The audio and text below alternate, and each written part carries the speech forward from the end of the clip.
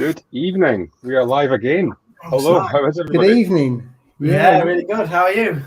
Yeah, For really those who good. don't know, we were just sitting there waiting, chatting with Paul, and I was like, Jay might not be joining us, and here he is, just in the nick of time again. So I know, he's quite a bit fine. Quite a It bit was fine. slick. You made it though, mate. having a... Sorry, Ross. No, I'm just saying you made it, so that's fine. I know, we're just having a debate over which Derby shirt to buy in the sales, that's all. So all the football shirts have gone on sale, so we were just... Right. It was my little boy's birthday this week, so we're trying to get some deals on the end of season sales. That's what it was. Shouldn't you be waiting for next season, and then as soon as a new shirt comes out, getting the new ones, because it's gonna be out of date within a month? Well, that's it. That's what I was saying, Paul. I was trying to, convince my 10-year-old to wait a month and a half for the new one, and 10-year-olds don't like waiting. He's like, a month and a half, that's ages. And I'm like, not really. Not really. And then really what you need to do is just buy them an intermediate one to last a month and a half, and then buy them another one when the new one's out. It's expensive, isn't it? Well, kids are always good fun. Keep us on our toes. I'm waiting for the new one. Oh, are you? Yeah. So welcome back to another Friday night live stream. I'm not sure if Steve's joining us tonight. I don't think he can, but we'll wait and see. He might drop in a bit later on. I'm not sure, but you'll have to put up with us three tonight and see if we can keep you entertained, shall we say, for our Friday night. That's a very long Little Mix concert, by the way. Oh, that's maybe another concert that was it a different one this time? No, different one tonight. I'm not sure what concert it is, mate, but there probably will be another one. It's his Friday night ritual now, isn't it? Drive the bus down to the arena, see who's there, give him a lift, get a selfie, and then on he comes live later on in his shirt and tie. I can just imagine in years to come, Steve's wall in his house will just be photos of him and all the celebrities that he's picked up in the bus. That'd be all it is. Yeah, I can. You can see that, can't you? It's when Bless him. Well, I hope he turns up.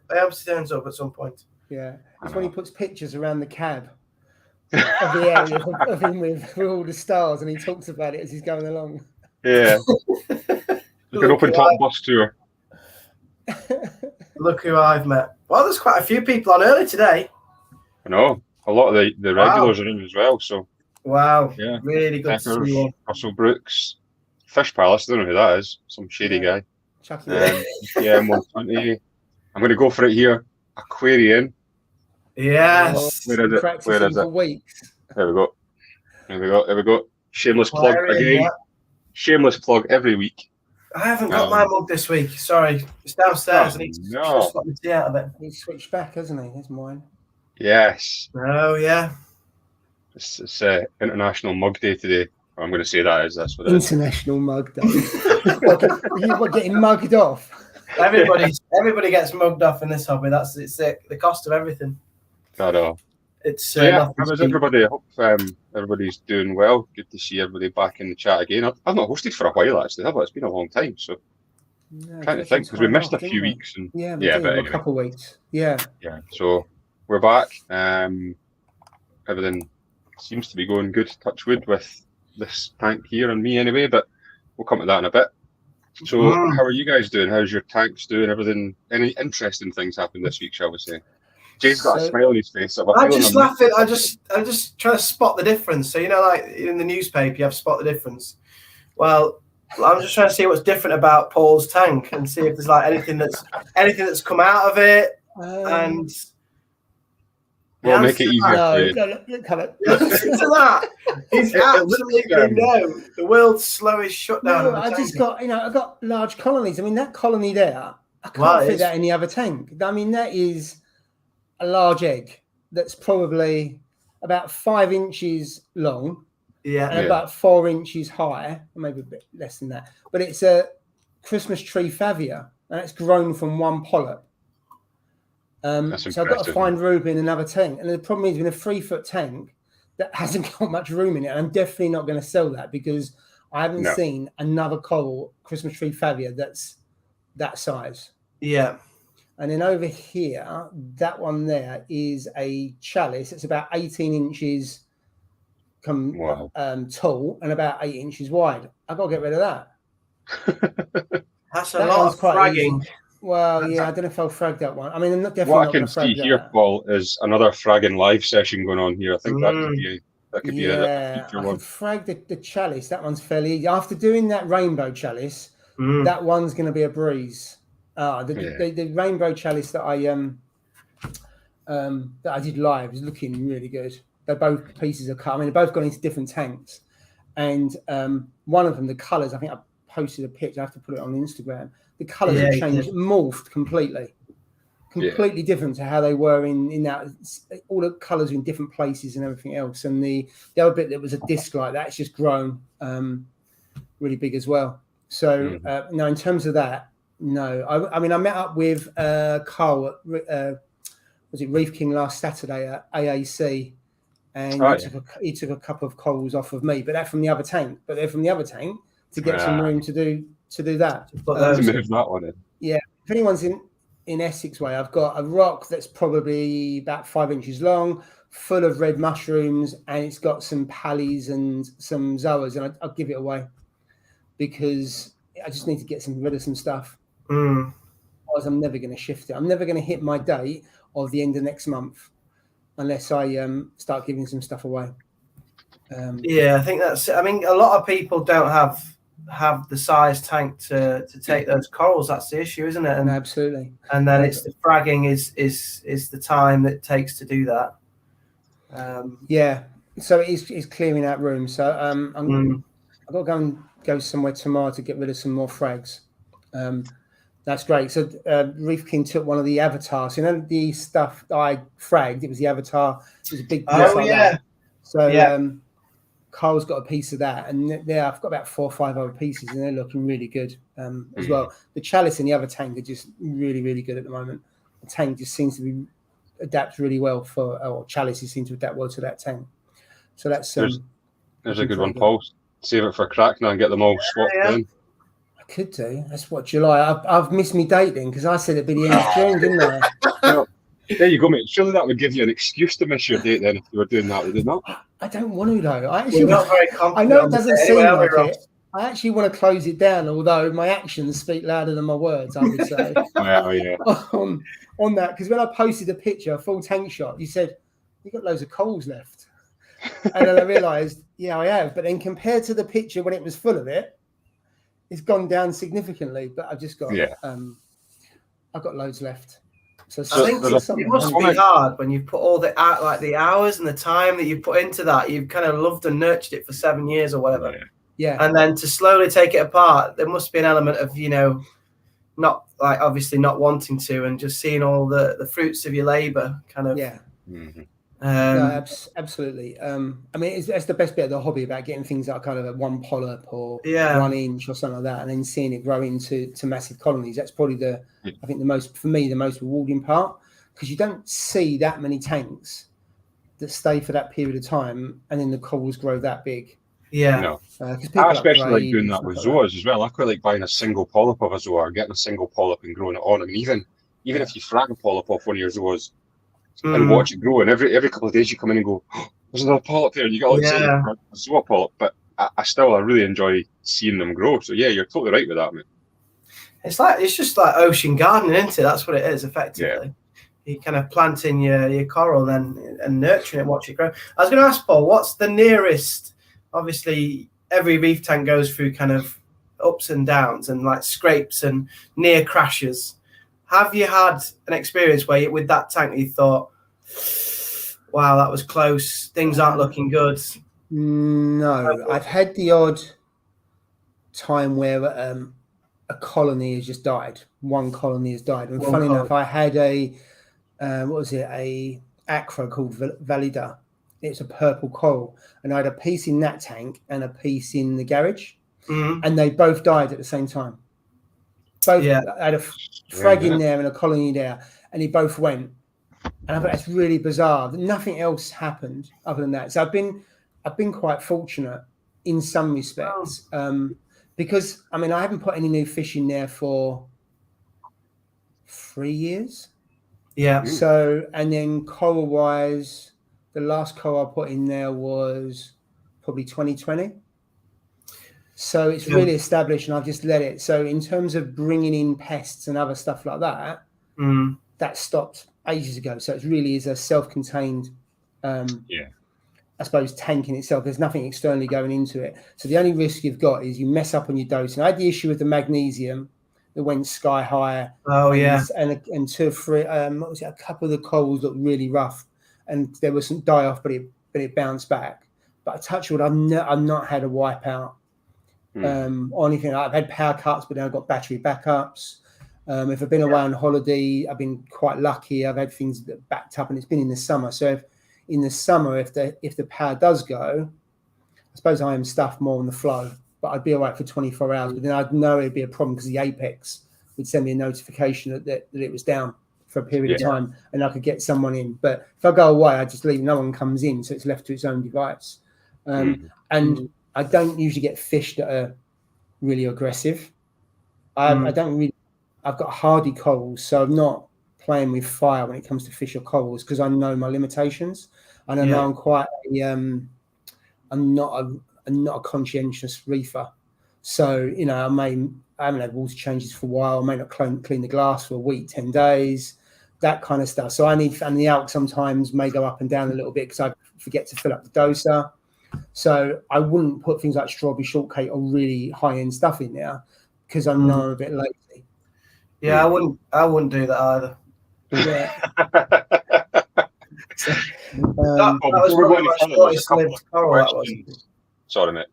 So I was just saying the strawberry shortcake was my shortest lived coral, I think. Yeah, that's one of the hardest ones, and I've had it I've had a couple of frags in there, but they haven't lasted more than 6 months. So I just gave up on the basis that my husbandry is not good enough. Right. So before we go any further, there's a couple of questions that we need to answer. So, Paul, could you just tell everybody why you're closing the tank down? Some people might. So we're hopefully, we've got planning permission agreed. We're just waiting for the building engineers and stuff like that to have an extension. So there's a wall here that's going to be knocked down, and we're going out 4 meters from those doors. So there'll be steels going up and around, so that tank can't stay there. I've got to say, after 7 years, the cabinet is getting a bit shabby. Because it's had water damage and stuff like that. I mean, it's a Red Sea one in the original. So I got this when it was about 3 months old after the Red Sea reefers were launched. So I knew it was a good second-hand, good quality, blah, blah, blah, blah.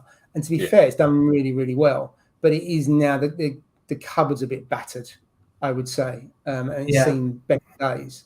So would I have changed it if we hadn't been doing building work? I might have.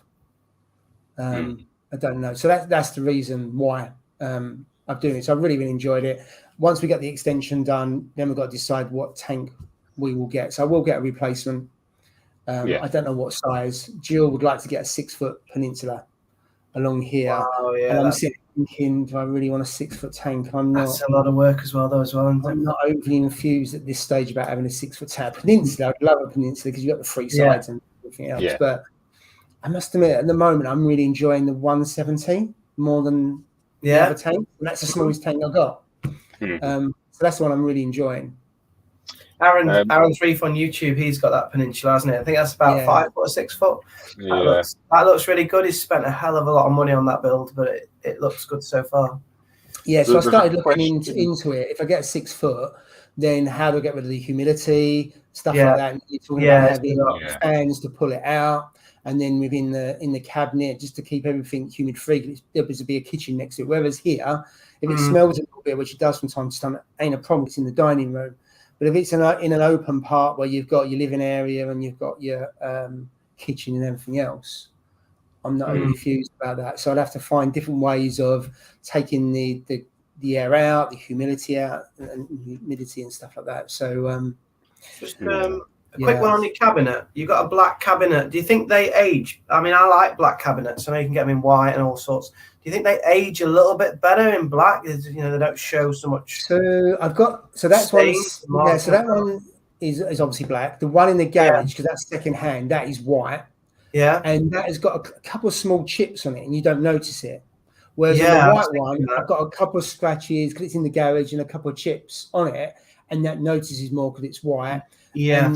And I have to clean that more than that for it to come up the same. So I think white doesn't stand the test of time. It's not very forgiving, is it? Black, because it just shows up all the marks, whereas that one doesn't. I actually really like an oak finished cabinet, but you've got to have the furniture in the house to go with that. That's the thing. Yeah. I mean, there's not many of the oak cabinets that tie in with your own furniture. Yeah. But I do think they look really. I also like the DD ones, Paul. They do like a kind of slate finish, don't they? So I've got the grey. Yeah. On that one, the dark grey. That's really nice, and that's over 2 years old now. And that one there, I mean, I treat that as bad as I treat the others. And touchwood, it has not got a blemish on it. Yeah. There is no watermarks inside. The only thing is one of the hinges has got a little bit of rust on it, but that's the one that's lower down, closest to the sun.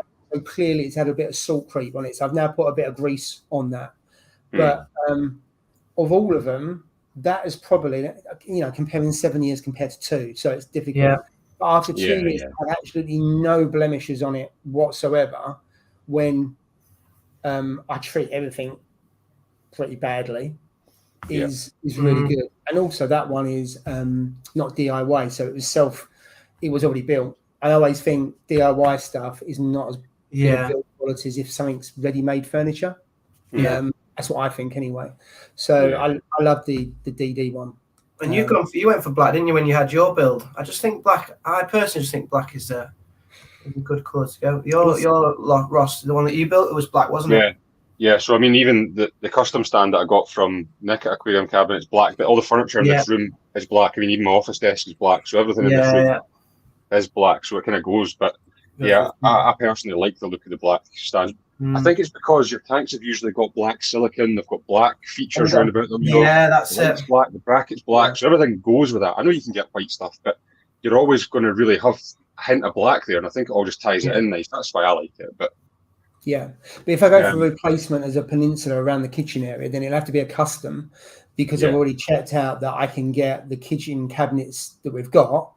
I could get doors and stuff like that can match on magnets, so the whole tank would then match the rest of the kitchen and the furniture. If I'm going to go all in with what I do on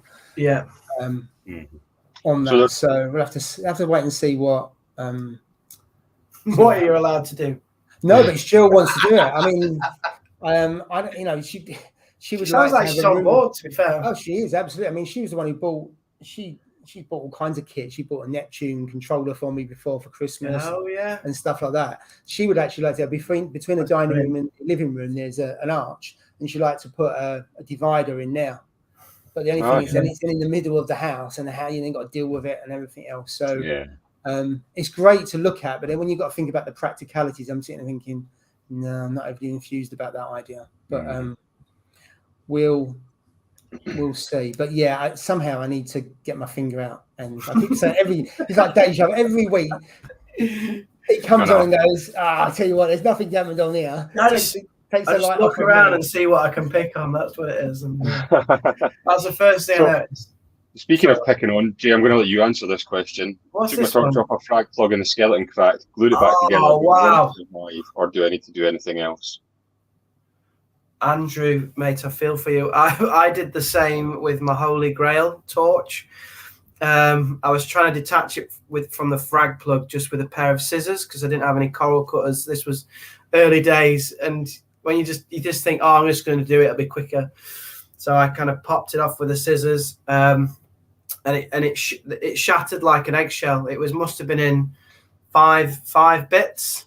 But luckily, I didn't kind of pull it. I didn't pull the flesh away from the skeleton at the top, so the soft flesh of the torch was still in contact with the top of the skeleton, which I think is why it survived. I used reef glue on the actual skeleton, but making sure that I didn't touch the flesh of the torch. If you touch the flesh of the torch with the glue, apparently that's game over. Oh, really? So you have to be it's like surgery basically. So like kind of reef glue just on the white skeleton, and then around the bottom, in fact, let me just grab it. Around the bottom. Don't lift the torch out, Jay, just leave it in there. That wouldn't out. To be fair, it's doing really well now. It's gone into 4 heads. So it's really bounced back. Yeah, so the reef glue just for the white skeleton, but being really careful not to go to the top edge of it. Yeah. The top edge of mine was still like little V's where it was still broken. Keep the flesh intact with the skeleton, and then around the bottom, I just used kind of the putty, a bit like your aquascape putty, around the brown bit of the skeleton, and then attach that to the rocks. The base. It was sulking for 3-4 weeks, but then it turned a corner and it started to calcify, just heal basically as corals do. It healed, so it's worrying because obviously torches they're very expensive, and you don't want to be losing them. You don't want to lose any coral, but a torch is expensive. But they can be saved, and mine's living proof that it's can be saved. So yeah, just be careful with where you glue. But yeah, sounds like you've got it in hand. I'd like to know how you get on, Andrew. Anyway, let me keep us updated. Yeah. So there's another one that I'm going to go back up to here that we missed right at the start that I wanted to talk about, from Phil's Reef. So he's said, is anyone else having cyano more than usual from northeast London, Romford area? Maybe something in the water. Now, I know we've touched on this. I think it was probably this time last year, wasn't it? Yes. Where we spoke about coming into summer months and people getting cyano and potentially linked to pollen or things like that. Now, I don't know. Probably we wouldn't have a definitive answer on that, but there seems to be something that ties in with that, because every summer people seem to get cyano blooms. Now, whether it is something to do with the warmer weather or pollen or anything, I don't know. But there's definitely something there.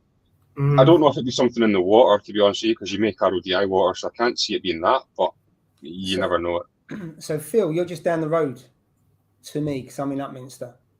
And every year around June time, I have had cyano in this tank. Now, I've got an outbreak at the moment, but that's a completely different reason.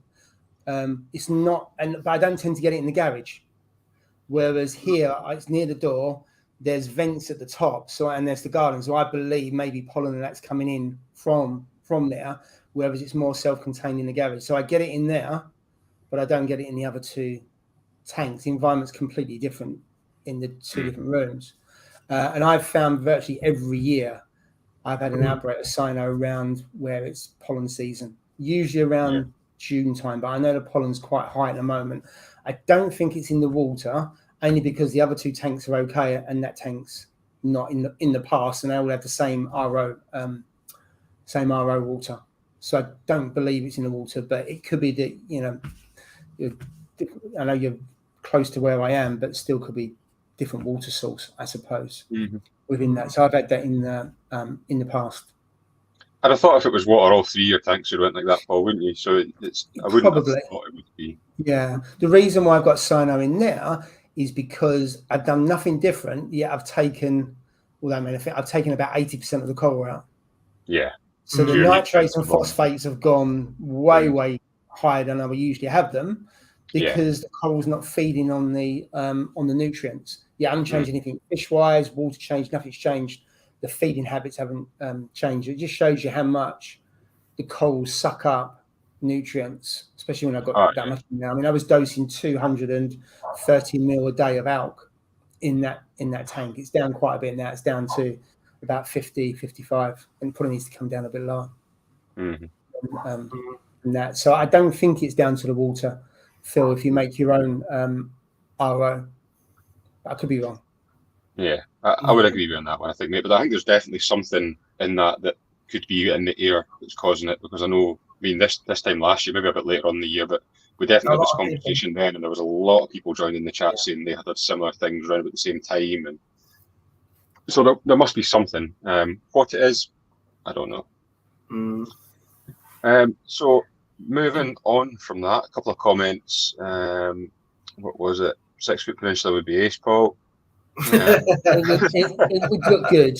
But do you know the thing? The good thing about that comment, right, is UK Reef Pro said 6 foot Peninsula would be ace, Paul, but then his next comment says small tanks are ace. Love my flex fee.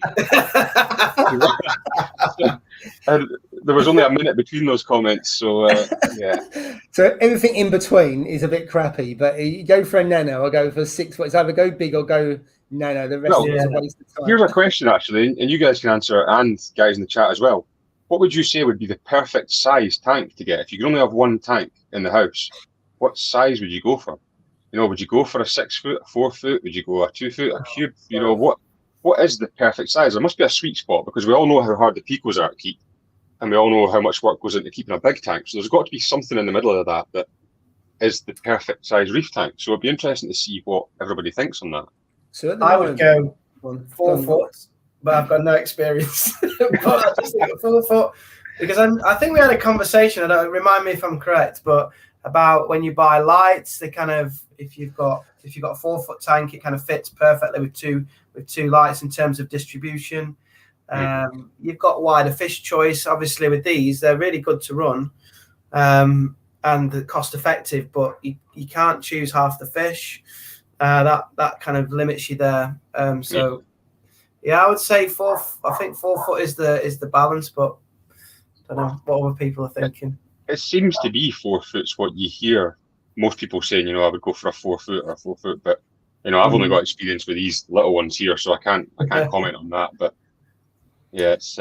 What do you think, Paul? Mine, at stand at the moment, it's a 2 foot tank, so it's the Red Sea Reefer 170. Yeah, nice and easy to look out. Doesn't take up too much room. The only downside is most tanks, if they're under 4 foot, don't have a dry cabinet area. Yeah.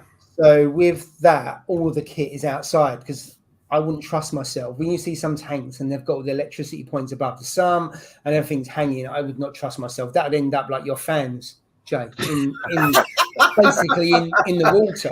So I'd have to then have a separate cabinet next to it, which I think is a bit of a waste. So when I look at the 3 foot DD 900, if that wasn't in the garage, I'd hate to have it. I'd go 4 foot because of that reason. But in terms of the tank itself, I really like the 2 foot Red Sea Reefer 170 at the moment. I may flip, and in 6 months' time I say, right, go large again. But at the moment, I think that's because I'm so busy at work and everything else. So it's an easier one to look after and manage and everything else. And I'm happy just to put a few corals in there and then watch them grow out. I don't always have a burning desire to go and buy loads and loads of corals. Although I used to, I don't anymore on that. So for me, that for me is a 2 foot at the. I think that's important what you say there about having a dry area of your cabinet. Yeah. I mean, if you haven't, what the hell do you do with? Because there's so many like test kit. Well, don't you? My cabinet's jam packed, and I've got a little tank. Yeah. With test kits and dosing and all this sort of stuff. Where do you? I mean, obviously you need Ross's shelf, I guess, or something. Is that what you need? Mine's more for the kit. So it's a dry area just for the kit. So put your doses and all your plugs and stuff like that. All the other stuff is either in the garage or it's down the shed with my other tank and all the bits and bats that I've got that I've kept. There's reef kit everywhere. In the garage is far more than it should be, and in the shed I've got another tank down there. And I've realised I found another tank in the garage, a really small one that I've forgotten about. It's about a foot by a foot cube. So that could be a nano, and I'm thinking, no, don't give it. No, I'm not going to start another. Do it. I think there's another tank he's forgotten about as well, Ross, but we'll probably get onto that later, won't we? Do you know what that one? That looks mint. There's not a spot of algae on the glass. You're doing well with that, mate. It is crystal. It's probably probably out of all of us, it's probably the cleanest tank that any of us have got. Probably zero maintenance as well, and I don't think anyone could. When you say that you can't believe people have sell second-hand tanks that have not been used. I think you said that last week. I could be wrong. I'm sure you said on eBay, people are selling second-hand tanks and they're not even been used. I think you're in danger of falling into that trap there, Paul, to be fair. Mine's been made. It's got a rock in it. It's sitting there not disturbing or bothering me. What can I say? So there's a couple of good questions here that I'm going to come back to, but I'm wary that it might cause a big debate. So I'll come to one of them first. There's one from Oliver asking if anybody's ever used Dino X. Now, I haven't, and I don't know anything about it, to be honest. I've used, what have I got? Red Cyano RX, Phosphate RX, and Flux RX is the ones that I've used, but I haven't tried Dino X. So I've never used it because I don't think I've ever had dinos. And the reason being is that I always try and keep my nutrients above zero. Yeah. And quite often, not every case, a lot of the cases I've seen online in the last couple of months, there've been relatively new tanks where people have got it. And I don't know, Oliver, whether it's a new tank or not, because usually it's caused by lower nutrients and they outcompete the other bacteria and everything else. All I know about Dynamax is I've seen people it works quite well, and others it hasn't worked. But I can't comment that I've actually used it. Can I say it's a good or bad product? I think like anything, if you add any different chemical to your tank, a coral could have a reaction. So I could put something in that, and there's no candy canes in there. That might be all right. I put it in the other tank, and the candy cane out there may sulk. So the same coral in the same house, but a different tank, and therefore it goes a bit weird. So I mean, frog spawn are quite hardy, and candy canes I found to be almost bulletproof because at a big colony I've still got some. But you know, I wouldn't be surprised if you put something like that in there, and it could have an effect on a coral because they can be really finicky. Yeah. So I don't know if that may or may not help. Yeah, I think like Coral Reef just said there's a lot of new tanks with dinos lately, and it's something that I think people jump in, put a lot of stock in, nutrients crash, and then or they're aiming for low nutrients. That's another thing as well. I mean, that's a very old, well, not very old school, but it is an older method of keeping the nutrients really low. Whereas we see more and more of them now. We've talked about it loads of times, going for higher nutrient systems. I mean, I run quite high nutrients in that little tank there, and it works really well. So, you know, I think we cover it so many times, but I don't think the low nutrient systems are really needed anymore. Yeah. So Oliver, it'd be interesting to see how long's the tank been running, because there are ways to combat dinos. It also depends on what type it is, because some people say use a UV, but some types of dinos would not work on. But the only reason why you know is actually put it under a microscope and then looking online and stuff like that, and there's groups and that, so it can be quite scientific to understand. But quite often with a newer tank, if you get the bacteria up and feed and get your nutrients up, quite often it can burn out because it's part of the early stages of a tank that you haven't got the bacteria, you haven't got the right kind of algae, and it's all very sterile, and it just takes off. The light just feeds off it and bang, it goes. It goes back to that, you know, when you set your new shiny tank up, you think, oh, I'll get all the new kit running. And most of that kit you don't need at the start. You know, your skimmer doesn't need to be on. Your filter roller, even though you want to use it, doesn't need to be on because you're nothing to take out. Like going back to what Paul said, it's sterile. So for a good few weeks, if not a few months, you don't need to run these things. Because they're too efficient now. The technology is too efficient. Yeah. It just strips the life out of the tank, and then dinos have got just the dominant species then and take over, don't they? Yeah, I mean, if you're doing a tank transfer and you're using some of your existing rock or using some of your existing media, that or some sand and other stuff, that does help because you're putting that bacteria in there. You also need to be very careful as well with adding in too much stock at once. I mean, if you put in loads of corals at once, they're going to suck all the nutrients out of the water, and you're going to end up with dinos again because your nutrients have crashed. So, you know, it's all about patience and just adding a little bit at a time, I think. Yeah. Oliver said I think his tank's running 7 months. So it's through the early stages. But as we said before, that kind of 12, 14 months is the sweet spot. So it's still fairly early. I don't know what your nutrients are doing. Are your nutrients quite low?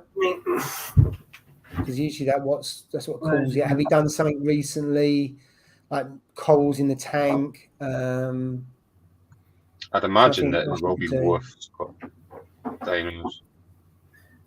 So I know you said, Paul, you've not had dinos, and I don't know. I think to some extent, I think they're kind of dormant in most reef tanks. To be fair, in small numbers, and when they get the opportunity, they kind of bloom out. Yeah, I've seen. Sorry, Go on. No, you go. I'll shut up. No, you go first. It's like the Chuckle Brothers. This is like the overly polite chat. This tonight. To me, to you. No, you go. I've seen little bits of dinos in my tank from in the first kind of between 4 and 6 months, probably. I think there were dinos. There were kind of the small bubbles and things. So I've always had on standby, which has kind of got rid of it quick. Is I've got a little bit of phosphate up, Because obviously one of the things you need to do is to get your phosphate up, but obviously in a measured, controlled way. Don't just pour the hell out of this stuff. Obviously, you mentioned bacteria. That's important. Pouring in small quantities of different diverse bacteria. And then in the chat, someone's just put as well, UK Reef Bro has put about the mud. And to be honest, because it does increase your nutrients quite quickly, it does eradicate the dino, because the dinos feed off the low nutrients. Well, not feed off, but thrive in the low nutrients. So when you start to put the reef mud in, you kind of elevate your nutrients very quickly. So I've got it's like a little emergency, like a first aid kit, as it were, on standby. I've also got a nitrate as well, just in case forever that might crash, just to quickly, not quickly, that's not the right word, but to control and put the nutrients up so they don't remain low for too long. So it's like a defib for the tank. It's there ready if I need it, as it were. and I always used to, on new tanks, put copy pods in. I would culture my own baby brine shrimp as well, because one, it's quite easy to do. You can culture them every 48 hours. It's relatively cheap to do. And I just throw those in because they all help with the biodiversity. Put a little bit of phyto in as well, which you do as well. So the combination of those things. And the last tank I done, it was fishless for 8 weeks. So it's not about the cycle. Cycling the tank, as we said before, is really easy because you go through the cycle, you get the nitrates, but actually getting that established bacteria and for it to move on and to not be sterile takes a little bit longer. Stu's right there with that the bacteria one. Definitely, I dose bacteria every week, small amounts but different bottles.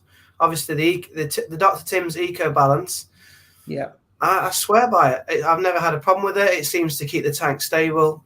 And when you do water change, I know the most of the bacteria we've talked about is in the rocks and the sand, but it does say after a water change. I keep letting this cupboard today. I've got a thing about going. So you got the cupboard, and Ross has got his shelf. I've got my shelf. But it does say after a water change, replenish your bacteria, and there's lots of these types of products. But then it's also, it is to get rid of vibros, which is part of it. So they are aimed at tackling. It's I don't know if you see them. You see it says vibros there. Oh yeah. So it's to try and outcompete any dino flagellates and things like that. So it's more of a preventative measure than a cure. But if you start with it before if you start using this stuff before you before you have problems, then you probably won't even experience those problems, as it were. Yeah. I used to do that. I used to keep a bottle of Polylap Medic, which is there to fight ick. Yeah, because I used to have many moons ago vampire tang, regal tang, and the yellow tang, and I was always petrified that I'd have an ick outbreak and it would kill the tank. And then when you see people online, they post pictures and say, "Is this ick?" And they've had it for 7, 9, 10 days. So I kept this bottle, and then there was one day I saw a couple of spots on the regal, and it spread to the vampire. I started dosing on day 1.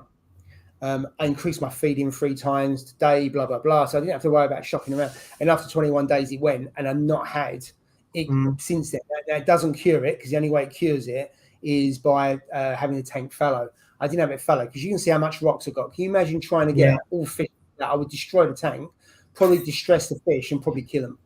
So I kept, so there's that kind of prevention that I was happy if it went out of date and I binned it. It wasn't a waste of money. It was an insurance. Yeah. Because I learned from other people's lessons. They left it too long and they had a wipeout. Yeah. There's no guarantee I won't get a wipeout, but it's that kind of preventative measure that you take, that you've got something on tap, so to speak, which is to your point now. Because by the time you've faffed around and you've researched and everything else, I'm not saying it's too late, but you've lost time. Yes. Yeah. And that's precious, isn't it, in this hobby? Yeah. So there's loads and loads of comments that I've missed here, but I've just put a poll in the chat because I've seen Carl's one that says, when's open mic day? So I've put a poll in to see if you want another open mic day, and we could do another one if people are interested. So if you answer that one, then we'll be able to see from there What were you going to say there, Jay? How's that, Ross? I can't believe you've missed these comments, eh? It's difficult, mate, because we get into a conversation, and then before you know it, you go, "Oh no, I've missed loads of comments." It's okay, Jay. You can do it next week when you're hosting. No, you're all right, Ross. I'll let you off. I tell you what you can do. Whilst Jay's thinking about his tip of the week. Oh yeah. Then Ross, out of it. Then Ross, maybe you can go back and we go through the comments, and then Jay has a chance to, think and meditate. So there we go, Jay. Tip of the week. Get thinking about it now, and I'll go back through some of the comments here. Great idea, Ross. Great idea. Tip of the week. If I come back up here, I'm going to come back to one of Ian's comments in a minute, but Techers Reef, now Alex has seen this one. He said he's wrapped it inside of his 300 XL with camo, so he's done it in a black and white camo, and it's actually really cool inside the cabinet. That sounds good. And it's one of those that when you read it, you go camo, but see when you actually see it, it's really nice. Adam said, hit the like button, guys. Thank you very much, Adam. Oh, cheers, Adam. Is Techers Reef, is that on Instagram, is it? Yes, I'm not sure what his name is on Instagram. I can remember seeing the tank, but I can't remember if it's Techers Reef on Instagram or if it's a different name. Now. No, it doesn't seem like Reef has joined here saying fast visit before I have to run off. Now, Set watches all the videos and all the live streams, but he never usually catches them live. He always watches them a couple of days later. So I don't know if he's still here, but it's good for him to join us. Yeah, really good. Carl said it's the heat and the pollen dust. I think that's referring to the cyano. Yeah. John Wright, who still doesn't have Paul's tang yet, has said, I've introduced loads of puppy pods in my tank over the last 4 months. Had none breed in, I need to buy I think he means bigger pods rather than ones from my LFS and where to get them. I don't know about breeding pods. I think they just do it themselves. I don't think you really need to do much with them, do you? Pods grow best in the summer if you've got a refugium, because then you've got a light source and they can feed off all the nutrients and hide out in the cheetah or whatever you've got. Not to say they don't grow out in a normal summer that's blackout, but they grow, I find, better in that environment. But also they'll go into your rot work and they'll multiply there. The only issue, if you've got things like RAS can easily wipe out copepods because they basically are feeding all day long. That's what I find anyway. Ian's responded to that saying, perhaps you should try Daphnia, John. I know someone who's got some he doesn't want. Very good. What happened with the Daphnia, Jay? What did you do with it? They're still in the fridge at the moment, so I haven't used them. But I've got my brine shrimp here. They're acclimatizing because I haven't fed the fish today. So, but saying that though, I put them in the fridge. Yeah, that's what you're supposed to do. Yeah, but they're not moving as much as they were last week. I mean, they've been in there a week. How long did that last? No. How long have you had them out the fridge for? For about an hour, just to warm them up. Yeah. There's about it's supposed to be live food. I'd say about 10% of them are moving. Most of them are. Are you sure you didn't put them in the freezer, Jay? No, they're in the fridge. They're in the fridge. You are supposed to put them in the fridge, aren't you? Yeah, the Daphnia. Yeah. I've got 3 bags of Daphnia. I might take them back and swap them. Can you do that? I'm sure you can. I don't know if you can. I'm not sure they'll take it back. You might have the other ones have been. They've got. I haven't seen any of them. I think they've all been eaten. So Andrew said, "Thanks, Jay. He's done as you say, apart from stuck it to the rock with glue in a panic. Hope it bounces back. It's an Ultra 24K with green mouth. It's stunning. Oh, sounds good. God, that's a nice. Let us know how you get on, Andrew. Yeah. Yeah, it'll be fine. As long as you haven't glued the flesh, you'll be fine. So there's a comment here for you, Paul. Your Pico might not have algae, but it's got plenty of dust. That's all right. Is it in the dusting schedule? No, I'm going to have to feed these guys. They've not had the tea for 2 days. Feeding live. Here we go. Reef King said shallow reef's much easier. I do like a shallow reef, so that's I agree. Shallow reef is amazing. I'd never get over people got tanks that are like 3 foot deep, and I think, how the hell, even if you're really like 6'2", 6'4", that's still a pain to get to the bottom of the tank. Even with this tank here, so that's obviously the water box 60.2, and it's basically the same as your 170, Paul, the Red Sea one. Yeah. I'm 6'2", and I've got quite long arms, and I can only just touch the bottom of the tank with putting my hand in without standing on something, if I stand at the tank. So anybody shorter than me is really going to struggle to reach the sandbed on those tanks. Yeah. Like most of the UK population, then, basically. If you're shorter than 6'2", that's most people. I don't know. What's the tall in Scotland? What else have we got here? NG Reefer said, fairly new to reefing. Last night I had 3 pouches of copepods. Should I be sieving them out? Didn't have anything fine enough to empty the pods and water into the tank. I don't usually empty the water in. I usually sieve them out using, it's not even on the shelf this time, it's still in the cup. I've got one of these little plastic sieves like you've got, Jay, the little tea strainer things.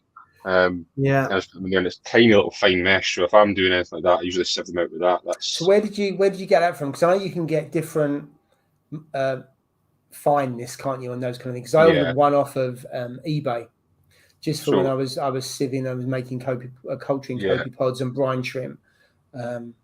I got that from Amazon. It come in a little kit with 2. So if anybody wants them, I can send them the link. If they get in touch with me, I'll send them the link to those ones because they're perfect sized actually for doing that. So I'll send you through the link for that if anybody's wanting one. But they are quite good because you just empty the little pouch into that and then you can put them in the tank. I usually give it a little rinse with RO water. This isn't, I don't know why I've got this stuff sitting here, but I got these little wash bottles. I think I showed them before in a previous video, but I think they're meant for like tattoo washing or something like that. So I just fill them with RO water and then just give them a little rinse with that. Okay. And that's what I find easiest to do anyway. So apparently you can use coffee paper, kind of like filter paper for copepods because they are really small. When I use the copepods go through my my tea strainer. I can't separate them. Mine's is actually, it's really fine mesh in that one. You need a fine one, yeah. Yeah. You can get them off eBay and stuff like that. If you actually have a look, you can find different varieties of them. Let me just get a couple. Yeah. Right, so I think I just jumped down there. So yeah. There's another one. People don't like their tank cycle. That's very true. There's so many people trying to match that. What else have we got? AF Life Source, like giving your tank a mud bath. I think that's. Did we speak about AF Life Source? Was it you that tried that, Paul? No, it was Steve, because Steve used a lot of the Aquaforest, doesn't he? And I think he said, wasn't it? It's got quite a lot of metal in it, but he hadn't seen anything that was adverse. He put a magnet over or something like that, but they said it was good metals, and he hadn't seen anything that was it was detriment to the tank. Yeah. Russell has said he's collected all the equipment for his new tank yesterday. Hallway full of goodies. It's like Christmas. Ooh. Nice. He's got a new tank, Russell. That is it's exciting times when you get all that stuff. It's really good. What's he gone for? Don't know. What tank Here's is it? Here's a good one for you. So here's a question, Coral Reef Beans. Do people prefer single, 2-part or 3-part dose and best? Debating switching from 2-part to 3-part Coral Essentials so I have more control over my dosing. This is probably one that there won't be a definitive answer, but it's quite interesting to hear different people's opinions. So I use 1 part on one tank and 3-part on that tank. So I've been using Red Sea Element ABC, which is alkalinity, magnesium and calcium on that since day one. Yet in the smaller 170, I use Alpha Reef. I don't think I've ever really used 2-part before. What is he doing? Hang on, just realise how handy the Pico is for rinsing down your brown shrimp. What have you done to that pipette, Jay? Have you caught it in a door or something? It's been feeding. It's bent. It's been feeding tube. How have you bent it? Have you got a 6-foot deep tank? I don't really know. Just to get to the trachea at the back, I have to put a little bend in it. feed it. Oh, to the nerve. I don't really know how I bent it. To be fair, why is yours not bent? No, mine's perfectly straight, mate. All right. In fact, I don't even need to go to the shelf. Look at this. I'm just going to put my hand here. There it is, perfectly straight. Oh, that's because mine's. I've got a double one. Yeah, but mine's just thicker, mate. Mine's just thicker than yours. I feel left out because I haven't got either a bent or a straight one. I don't use those. Paul, do you want one of my little ones, Paul? I can send you one if you want. No, thank you for that. That'd be you're just a man who keeps giving, aren't you? I know. You don't use one of them. No, I just throw the food in. How do you spot feed your corals? I don't. Don't. You just broadcast feed. They just throw the food in. What about the scollies and stuff? They just survive. All right. So I feel like a bad reefer now. I mean, I've had a scolly there. I'm going to tempt faith now. I've had a war paint scolly for about 4 years, and it's good as gold. What's going on there, Ross? It's like everyone's got one of these, haven't they? Surely. Have they? Yeah, am I the only person who hasn't got one of those? Yeah. Please tell me I'm not. Multifunctional tool. This is. You're good. You can use it to remove like nuisance algae, suck it up. You can use it to stir your sand up, just to keep it rotate your sand.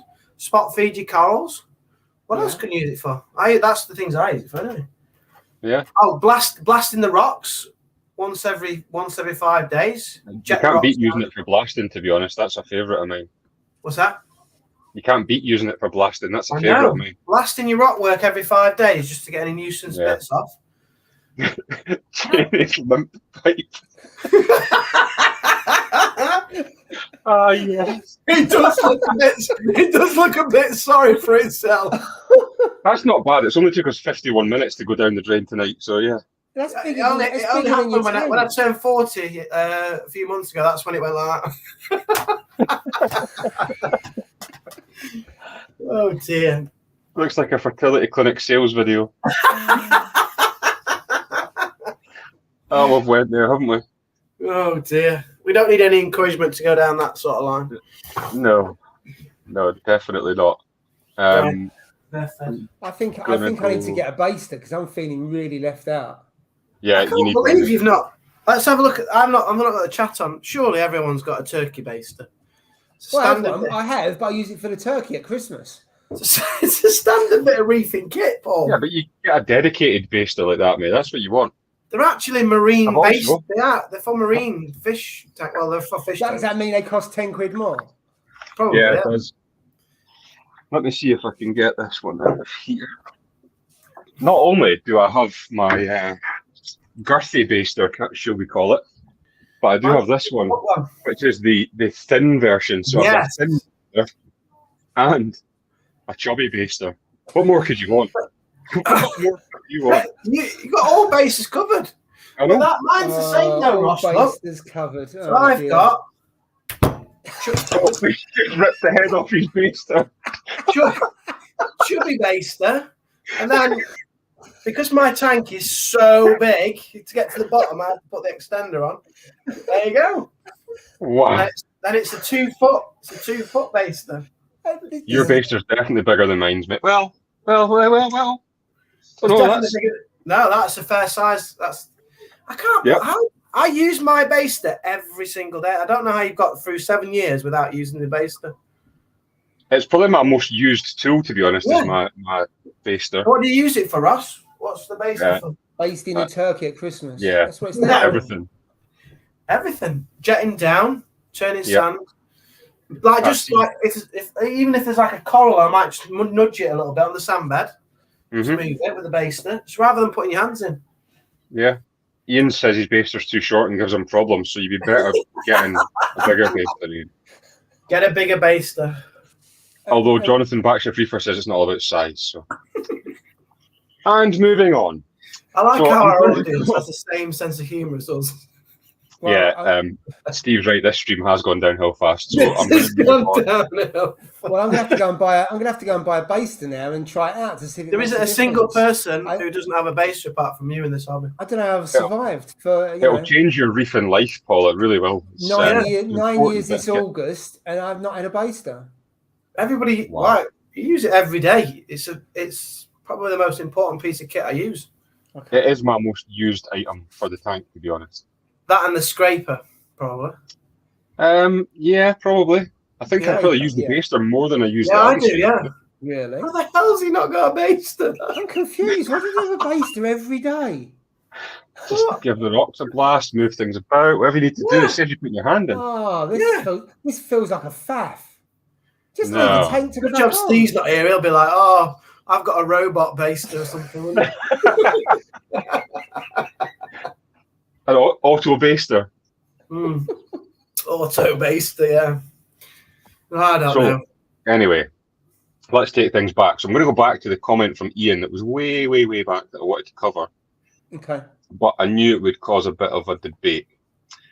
So he said, let's talk par. The par from a 46-watt Fluval Marine 3 LED bar is pathetic. The spec sheet bears this out.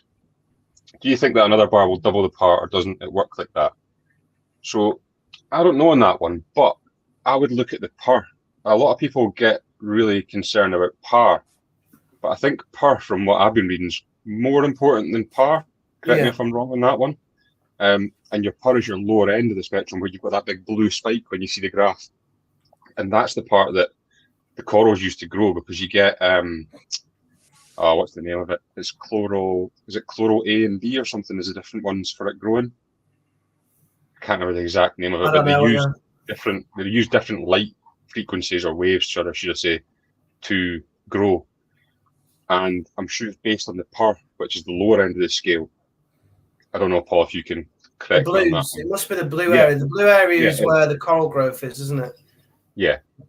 So I must admit, I'm not an expert on lights, because I set those lights up day one and I haven't touched them since. So to answer that question, if the par on that light is not very high, then putting a second one is not going to take it any higher. It might help your spread, but if the maximum is, I don't know, say 100, it's kicking out. I don't know what it's kicking out. You're not going to double it by putting another light on there, because it'll be too weak. But also depends on what you're using. So I had a Fluval strip light on my original tank, and it was quite low, but it grew LPS fine. It grew Zoas fine. I put SPS in there and they just went brown. It was not strong enough to grow SPS. So, and also quite often they'll tell you what they're recommended for, or do some research, because on that light will tell you where actually people have got experience of Zoas, softies, some LPS. You'll be fine on that. So I've still got that light, and I'd put it back on a tank as long as I was keeping kind of softies and quite easy LPS that don't need high par. So things like chalice probably be spot on for example, because you don't need much on that side. But I'm not an expert around par and per, to be honest. He said that even his Zoas and Duncan won't grow at the bottom of the tank. So I don't know what size of tank he's got, or how high the light is. That's. Those kind of lights usually sit on the top of the tank, so they're not like the tanks we've got where you've got an arm or anything like that. My one just sat on the edge, so basically it was right on the rim. So it would be, whatever the gap is between the top of the glass and the water. But if it can't grow Zoas, and then the bottom of the tank, then you would say it's got to be a really weak light or a very deep tank. But a fair point here that 46 watt is very low for a marine light, isn't it? Yeah, it is. Yeah, but a lot of them, you say they're like 200 watts, 280 watts. But how many people ramp them up that high? I mean, even if you say it was 50%, you're still talking 140, which is 3 times as much as 150. So you're if it's a light, I think he's put their light built into the lid. Usually those ones that are built into the lid are really lightweight, aren't they? Just by the nature, they're more for. I don't know if it's for freshwater or for. I'm assuming it's for.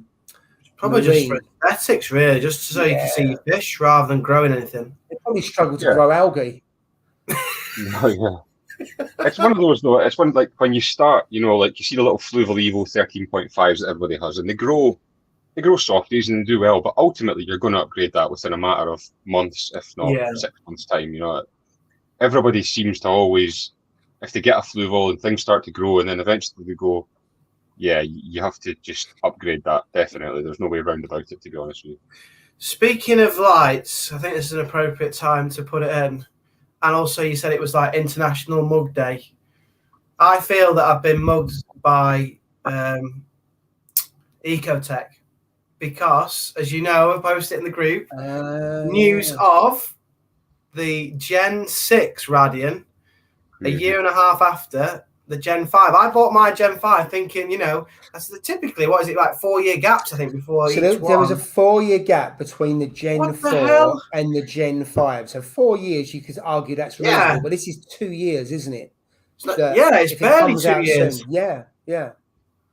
And the Gen 6 is coming out for the Radian, and I'm just like, well, what's wrong with the Gen 5? And I was just going to do a bit of reading around it. Apart from our obvious discussion about its connectivity, I can see that they've replaced, which goes back to something else we've talked about now. They've removed the cyan, right, and they've removed the lime, which I know we've had debates about whether they kind of boost algae growth. Can you remember that with Steve as well? yeah. Those spectrums boosting algae, and then they've just added more blue again, a greater intensity. But I bought that light thinking it had kind of a future. Radiant in the new iPhone. That is. That's it. Like, but I bought it thinking I'm planning for the future here. I buy another Gen 5. It's got 4 years of technology there, as it were. And now I'm just like, this looks, I mean, in all honesty, I feel like I've bought a light that's not good enough because they've changed it so quickly.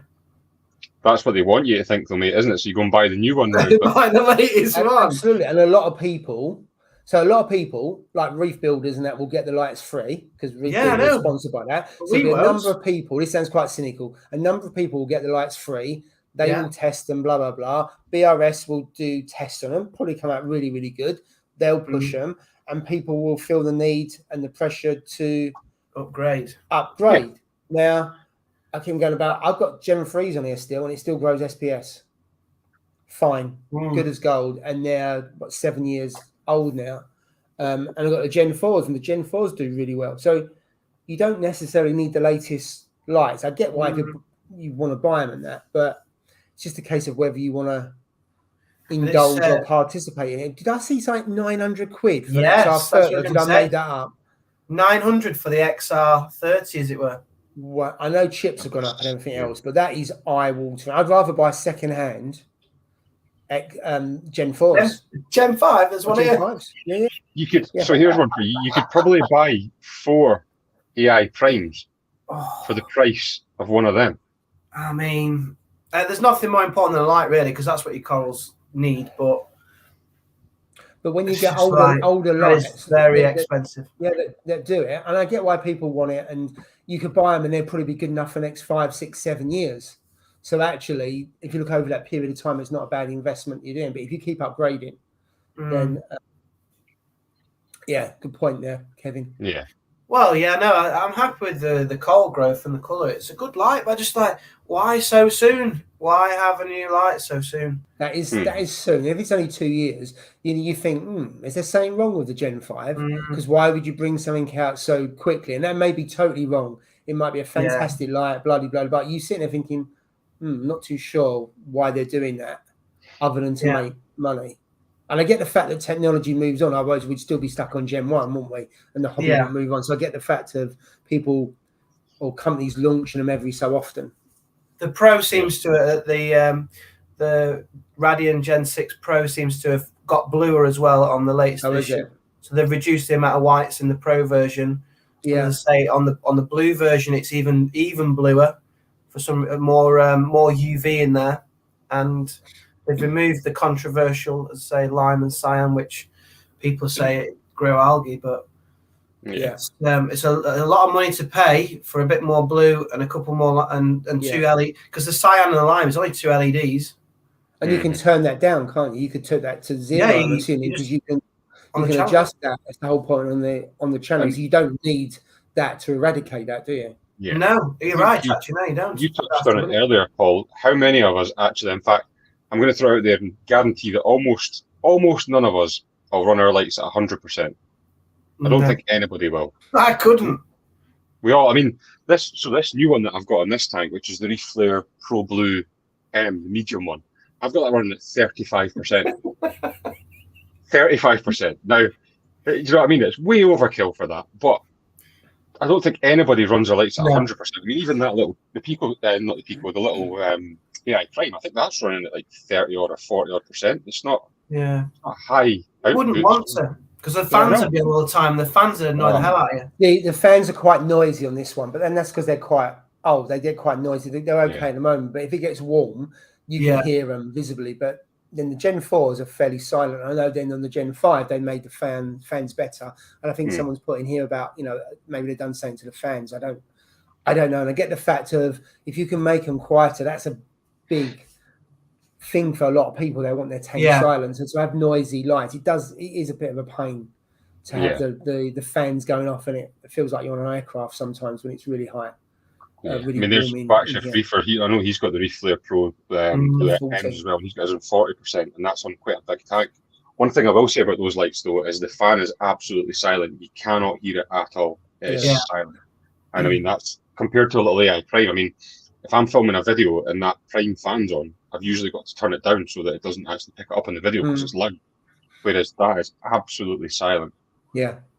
Wow. Okay, so Kevin's just proved me wrong there. He's got 2 XR30s at G5s at 100% intensity. So that's probably the only person I think I've ever seen saying that they're on their lights at 100%. So Kevin, why do you run it? Is it they're quite hot, you've got a deep tank? Is it because you've got real high-end SPS that you're absolutely blasting? Be interested to understand why you're running. I'm not saying it's right or wrong, by the way. Why run them at 100%?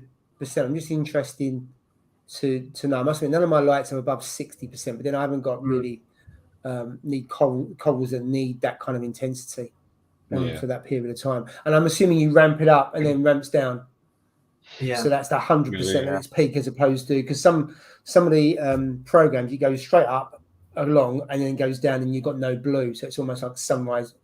Sunrise, is it? It's not a curve. It's just on straight across down, and they're quite flat. And others are, as you say, it's a curve. I think most people have that to have the blue. So I've noticed that UK Reefer has joined the chat. Now, I just want to mention UK Reefer because he's actually gone down the route of going back to almost old school reefing with doing calc, biopellets, basic, really budget dosing and so on, and he's had great success with it. I've spoken to him quite a lot about it recently. Really nice guy. He knows what he's doing, and I think he's been making a lot of the stuff himself as well, to be honest with you, for relatively cheap. Yeah. And if you check out, go and have a look at his Instagram page. I'll just put his tank's incredible. Incredible. And so go and have a look, because I know that he's got Jonathan Backshift Reefer on it as well. So the two of them are on the calc and a whole load of different things. But it's going back almost to the old school reefing. So I know that he put in a biopellet reactor to bring down the nitrate and phosphate and so on. And I just think it's, do we get caught up too much in fancy labels, fancy products, names? Oh, I'm going to dose this, this, and this. Where in reality, people have ran reef tanks for 50, 60, 70 years plus probably and had great success. So, is there a point where we have to say, do you know what, let's take a step back, let's look at the old school way of doing it and see how we can bring that into today's technology, shall we say? Yeah, I run biopellets for about 2.5 years on a tank. And the only thing I had to watch is make sure I didn't get clogged up, and it's just getting the flow right in your reactor. But it was fine, and it takes a bit of time. I found it took a bit of time, 2-3 months, for them to really get seeded and start to pull things out. But they work really well for me, and I just replaced that with I changed the tank over, and then I went for a refugium after that. But you can make it as complicated or as simple as you want, really, can't you? But you don't hear much about biopellets. It's quite good to hear about that. But certainly calc.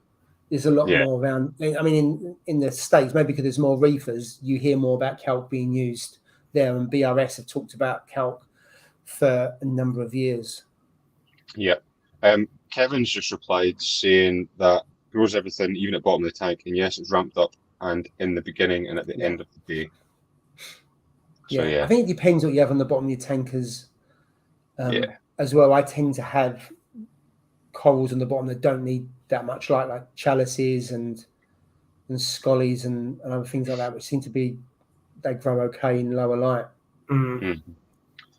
Yeah, definitely. There's a comment here, any tips on keeping lobos? So it's not something I've ever heard, so I don't really know anything like that. It's got hers in the sand bed and never really fluffs up.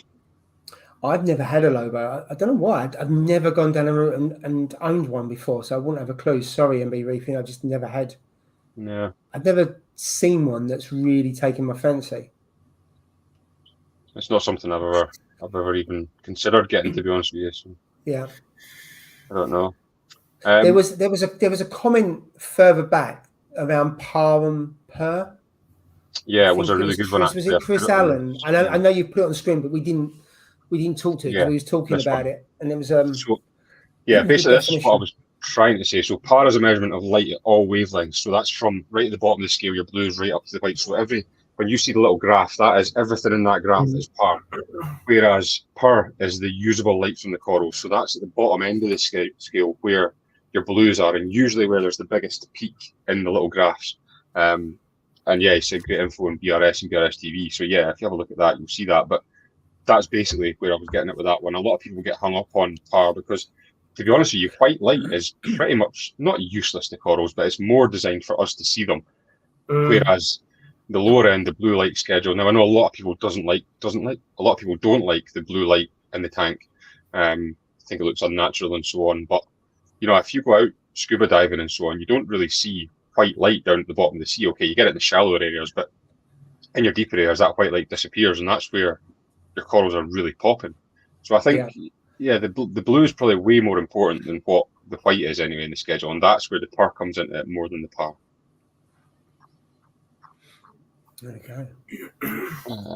So this is what I was going to come to, Jay.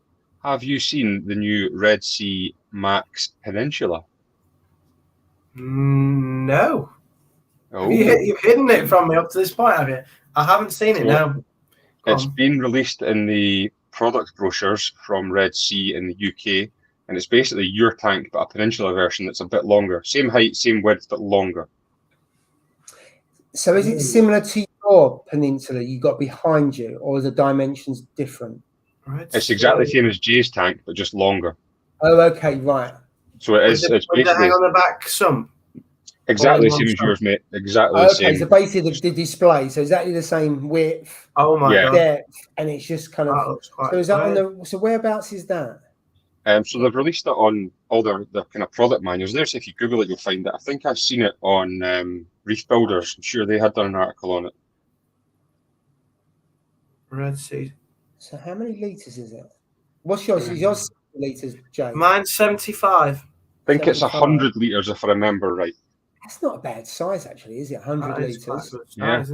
I think you've got quite a bit of real estate as well for corals. I can't see it. Are you teasing me? No.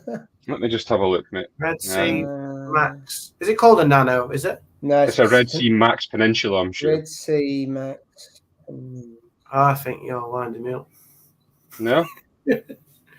I'm sure it was on the Reef Builders page. 4 days ago. It was. Yeah, you're right. It's on Reef Builders. Wait up, found it. 4 days. Oh, is it? What, a video or a post? It's called the Red Sea Max Nano Peninsula feature. Yeah, that's it. Oh, that looks nice. That's it there. So it is more of a peninsula than it's the same, basically the same tank as yours, Jay, but a peninsula version of it.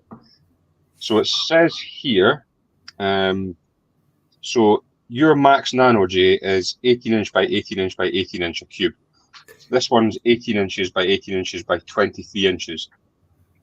So it's a little bit longer, yeah. Yeah. That makes a bit of difference. So your tank, Jay, is 75 litres or 20 gallons. This one is 100 litres or 26 gallons. It's got a third more, isn't it? That'd fit quite nice, to be fair. So add an extra 5 inches onto that, Jay, at the front. So, you know, you've got probably 5 inches. What's that? So you could add probably that on the front. And that's going to allow you. Oh, Jesus, that's 5 inch, Ross, for God's sake. But Jay, is it worth it though? Is it worth kind of going from a 75 litre to 100 litre, all that hassle and everything else? I'm not convinced. Well, no, but it fits on my desk where I like it here. Okay. Rather than having anywhere else, because I've looked at having it at the back of the room here, but then I'd have my back to it all the time. I wouldn't be able to appreciate it.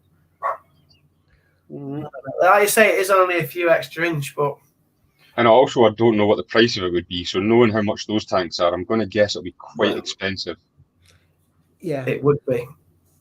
I reckon probably about. Well, what's this one now? I don't even know what. I bought that one for 500 quid new, and they're not that anymore. No, the thing is, though, it does come. It comes with a light and everything as well, like yours did, Jay. So I mean, it's. That's going to pump up. That's going to pump up the price, isn't it? Yeah. I'd just move my lights on. I do. Yeah, interesting. I wonder what the price point is, though. Like you say. Well, the Max Nanos, what's that Charterhouse? 899 quid, but I don't know if that includes the cabinet. I do. I just love the sump on the Max Nano. It works. Yeah. It's all in one. You haven't got anything underneath. You've got the whole cabinet spare. it's a damn good tank. I mean Michael Davies has put up there water box Peninsula 25. I think that's probably what they've done. They've brought this out to try and rival that, because that's obviously one of the most popular kind of tanks in that range just now. Yeah. So what I think Red Sea's probably realised that and went, we'll bring out this to try and rival that. So I would like to see it just to see what it looks like. I think it'd be quite interesting. And also maybe they're seeing that people are buying smaller tanks, electricity prices, so therefore you bring this out, you then got a couple of choices in the low end. You've got the 170, which is obviously 170 litres, or the 200, and then you go down, you've got 100 litre, and then you got a 75 litres. So you've got quite a range in that smaller tank. Look at measuring it out. It's working out here. Just visualising it. What do you think? Is there going to be enough room? I don't really. There's one for you. The thing is, though, you always grow to your space, don't you? Whatever space you've got, you're going to fill it. Yeah.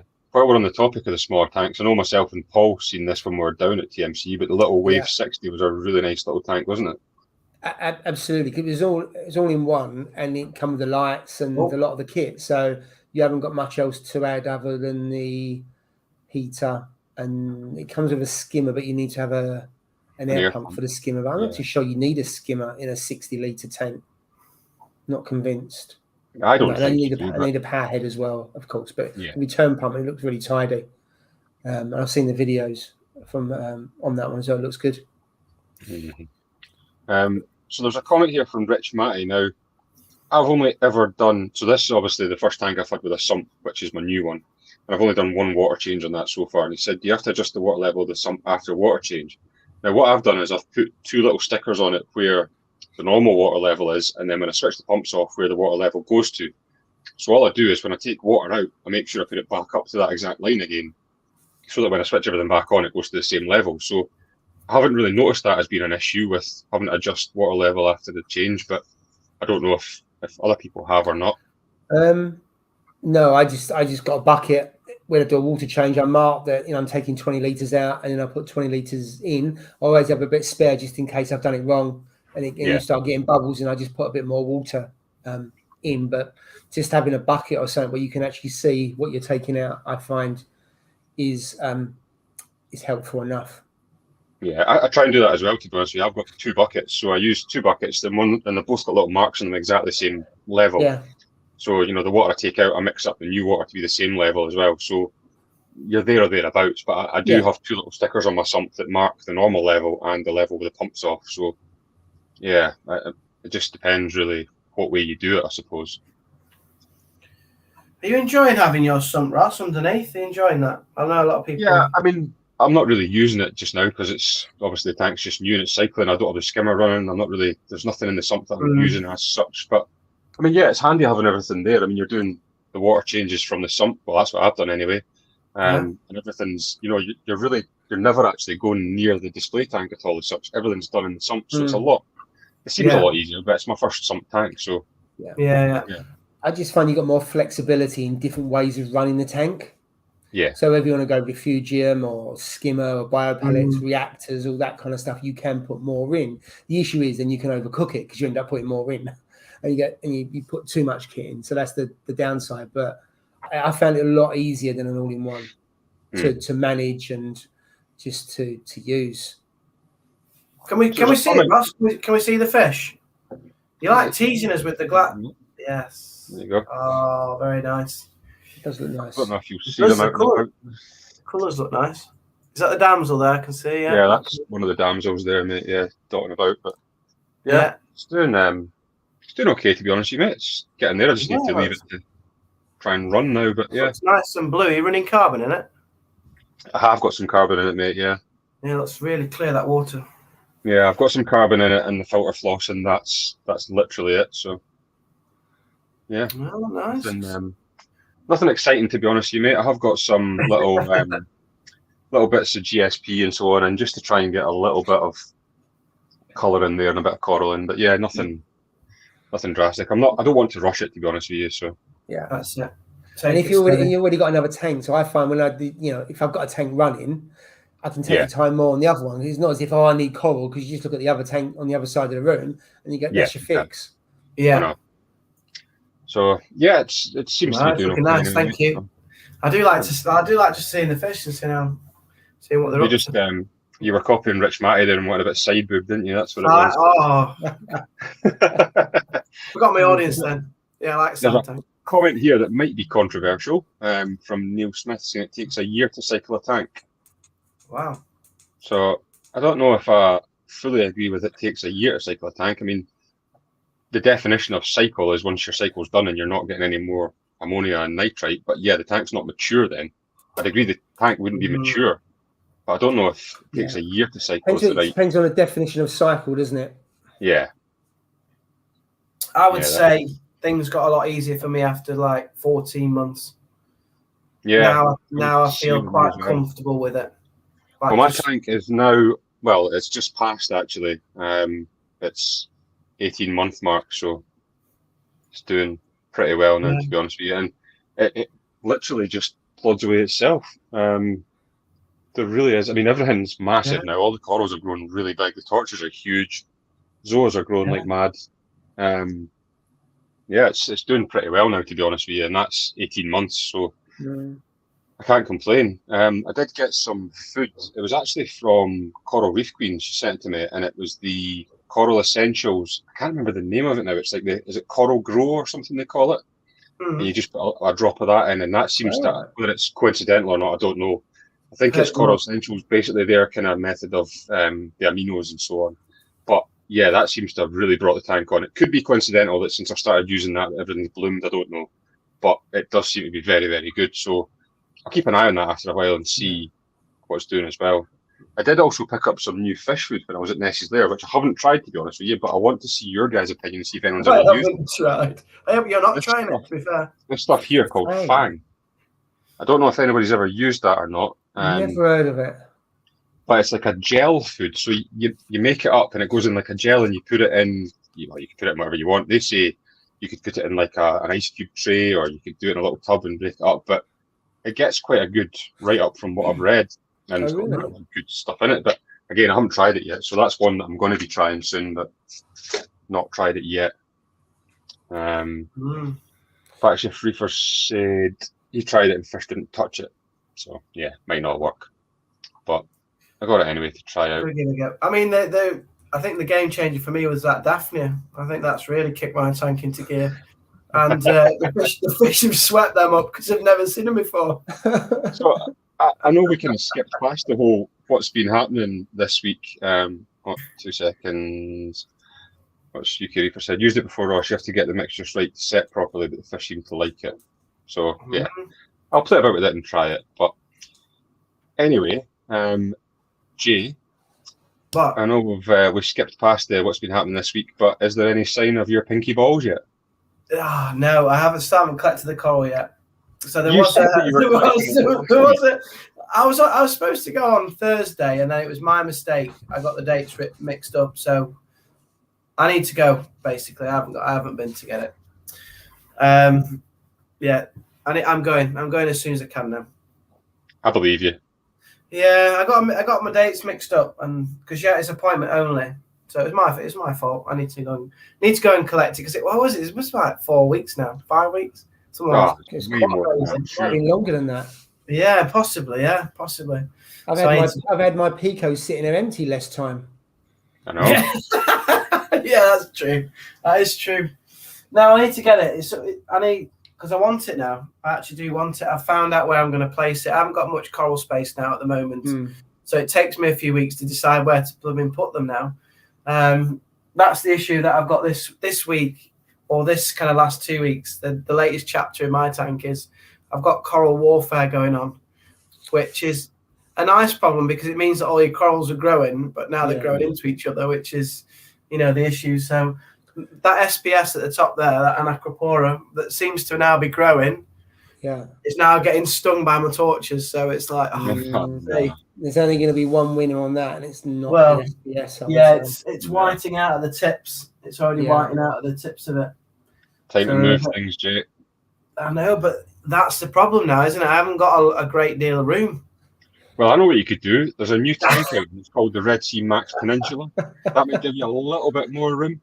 Yeah. Do you know when it's coming out? You seem to know quite a bit about it. Do you know when it's coming out? I don't, mate. No. No. I know that.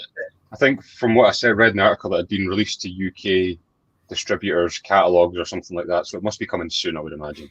Yeah. So my tank's a bit like a game of chess at the moment. It's like I don't like moving coral because we talked about this last on our last live shoot. I nearly said last lesson then. Yes, sir. I know. On our last live stream, because I feel like when you move it, it just resets it and it gets grumpy for a few weeks. It doesn't do anything. So I don't like moving them. But before I move any of them, I've got to have like in my mind the movements that I'm going to do, so that I can get in there quick, move them, and then get out as quick as possible. But yeah. The problem is you might have to thin some of the corals out and actually get rid of some to allow some space for others to grow. Because also you find, and I find if they grow too much, then your flow starts getting affected because the flow just then can't circulate because all the corals get in the way, and then you have different issues around some corals then sulking, and detritus building up because the whole flow is then messed up in a tank. I've had the best idea in the world ever. We need a Jay's Real Reef UK fragging live. Absolutely zero chance of that happening. You've got more chance of me hosting again than you have me doing a live fragging. Come on. Paul's done it, so surely you could do it, mate. No. I haven't got any equipment. To do it.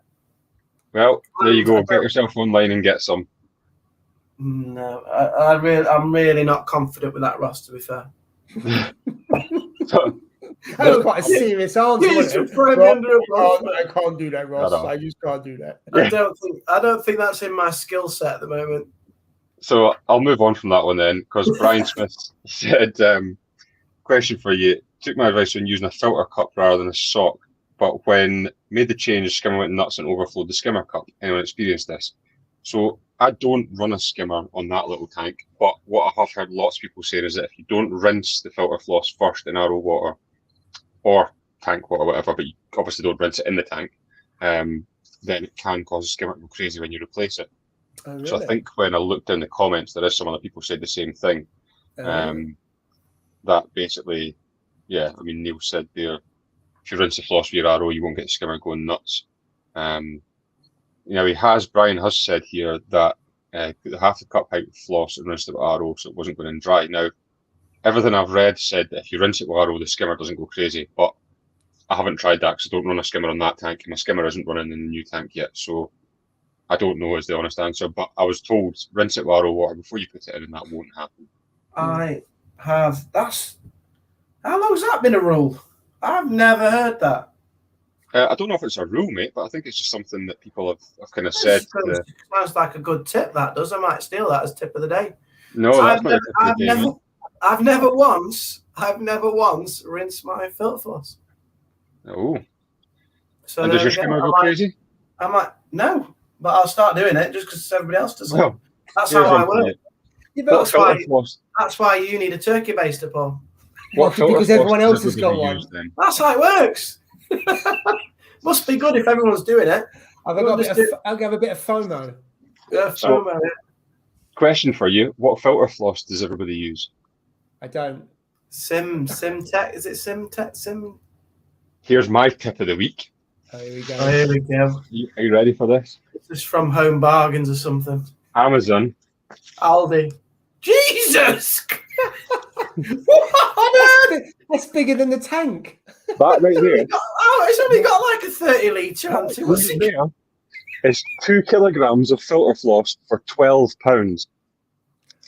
Wow. £12 from Amazon. 2 kilograms. You turn your room into a Build-A-Bear workshop as well at the same time. It's handy if you tear a pillow or something, you can stuff it back in again. But yeah. There you go, Jay. Beat that tip of the week, mate. It's just, you just can't, can you? You can't beat that. You just can't have that lying around the house, that massive sack of wool. Where else am I going to keep it? Put it on it's on the shelf. I can't put that on the shelf. The visitors come, you guys just mind the kilo of the ton of bloody filter floss in the middle of the living room. Jesus, where do you keep that? How much do you pay for that little bag you buy, Jay? I get fully ripped off, but at least I can hide it. It's not like Jay to be ripped off, is it? It is not. Well, yeah, but look at the sandy ball for the Pico. There is a kind of a history on what he buys. True, that's true. So the comment here from Phil said, absolutely rinse, floss, and arrow. My skin went mad. Maybe it was a different type of filter floss, and ever since I've rinsed mine. Yeah, it might vary. Yeah. That's just a normal size bag, Ross. That's what it looks like. You see that? So, Jay, what was that? 30 quid? This. It was probably about 20 quid at least. I think it's about 20, 15, something like that. But it's proper aquarium filter floss, Ross. So here's what you could have had, mate. Here's what you could have had. But where have you got that from? My big head next to it. Amazon. You got Amazon. And what is it? Aquarium grade filter floss? Yeah, kind of. No. Or is it just? Well, what is it? What I will say is it works, and I use it in that tank. I use it in the Pico tank, fair enough. and I use it in that tank. And well, it's a money-saving tip. I think that's a good tip, Ross. To be fair, and I just want it for 12 quid. Just hiding it, innit? That's the problem. Yeah, well, yeah. It's not easy to hide. I think it's a better tip than your lambing gloves. Anyway, I'll give you that. That was fun. I don't know, like the lambing gloves was absolute genius. The lambing gloves. I've never seen him use it once in his video. Oh, we used them lots. That was a curveball. Who was it? Did someone else make a video? Didn't Inappropriate Reefer make a video that looked very similar to lambing gloves? That was a little bit later. Yeah. I'm not saying he was copying you, but he was after me, mate. He's way behind on this. He's been watching a bit of my videos and just thought, I'll put that in there. There's another human being who used them in the UK. Yeah, popular. They are popular. Just remember, you can always go elbow deep with a lambing glove on. I remember that phrase. I do remember that phrase. At the time, I thought farmers were complaining because they couldn't get any lambing gloves because there was a run of them in the marine market. So there you go, Chris Allen again. Chris Allen's come through with some really good answers here. So 100% polyester filter floss, aquarium or terry stuffing, it's the same thing. Right, okay. See, I didn't know. See, I like the reassurance. I know you get ripped off when you get the word saltwater aquarium or aquarium, but I just like the reassurance knowing that it's actually for an aquarium. It's aquarium grade product. So I'm just laughing. John Wright said, does Ross sell Amazon? Does Amazon sell filter cups that size? Don't quite know if you get them that size, but I got them from Aquaprint. They're actually really good, to be fair. So shameless plug there for Aquaprint. Try to think if I've got something here. Oh, I do. Here we go. Look at that. Right on cue. From his little shelf. Yeah. His little shelf. It's like a magician's hat, this shelf, isn't it? Everybody's there. He looks up and what can I get today? That floss should last you to the end of the year with that Pico anyway, so it should be all right. Yeah, it should do, mate, to be fair. Last a while anyway. So since we've just done that there, Jay, tip of the week, what's it going to be, mate? Oh, I don't know. You put me on the spot. Give me some more time. And on the spot, you've had an hour and 33 minutes, 37 seconds to think of that. I did line it up about an hour ago. I haven't got one at the moment. Can't think of one. No way. Oh, no, they've all been said. There's been some good ones tonight. Your floss one. Let's go with that. No, you can't go with mine. That's mine, mate. I've got to come up with a new one. Yeah, do you know what? We'll talk and he'll Google. No, I don't Google. Oh, rude. I do not Google my tips. They wouldn't make it onto Google. That ridiculous. Dear. So one thing that we talked about right at the end of last week was around getting corals cheap. You know when we said about if we bought corals for one another, 10 quid, 25 quid. So I went to 2 coral shops last Saturday and I was looking around what things that I had really cheap. So I was at AAC and they got some real high-end, quite expensive stuff. But you could get LPS and some Zoas and some SPS from 10 quid. Yeah. So they had things like candy canes for £12. There was, I think Reef King was there and he bought some Zoas and the pricing of that seemed pretty good. And they had some Hardy SPS that were £10. And they had 3 for 2 offer at that time as well. And I went to another shop called E-Marine and they had some stuff at similar prices. So yes, it's not your exciting stuff if you're looking for, the ones that post on Instagram. But if you're looking at colourful corals, they're going to grow out, are hardy and look really good in your tank. You can get them from LFS for 10 to 15 quid. Yeah. So I don't know if anyone else looked, but that was one of the things we talked about last week, because people say about, corals are really expensive, and some are really expensive. And when you look at torches, they are definitely really, really expensive compared to 2, 3, 4 years ago, for sure. But there are some really decent corals out there, not the sexy ones, but really nice ones. So obviously, I'm really lucky up here, the fact I've got Nessie's there. So when I went there the other week, I was looking, and they've got several different frags for a £5. So they've got SPS for a £5, they've got Zoas for a £5, various corals around the £10, £15 mark, quite a lot of them actually. And I don't know if you'll see on the frag rack that I've got over there, but see basically right at the end of my finger there's 2 kind of clumps. So that was some frog spawn that I got. Now, their frog spawn was £20 for those clumps there. That's good. Really good. And also my original torch that I got was £20 as well. So, they do a lot of, torches for £20. Okay, they're the green tipped ones. They're really nice. I like them. They've got dark stems with a brighter green tip on them. For 20 quid, it's still a torch. So there is definitely deals to be found now. I know I'm lucky having them up here because the prices are phenomenal. But if you look around, you'll get, especially online. Online's slightly different, I suppose. But there are places out there where you'll pick up corals for a £5, £10, £15. It is certainly doable.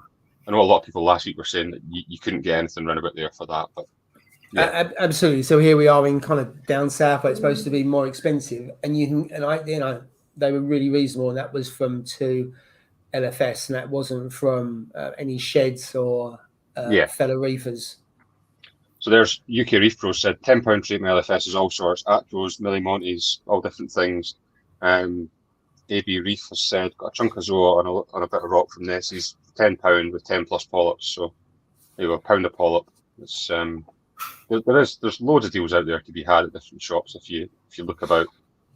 Jay's crawling at himself thinking how much he spent his signature frags on stuff. That's all. Well, yeah. I like the corals there, though. They look good. I'm just laughing at Brian Smith's comment about you cutting up a super-sized king. Ripping open a king-size duvet to use as floss.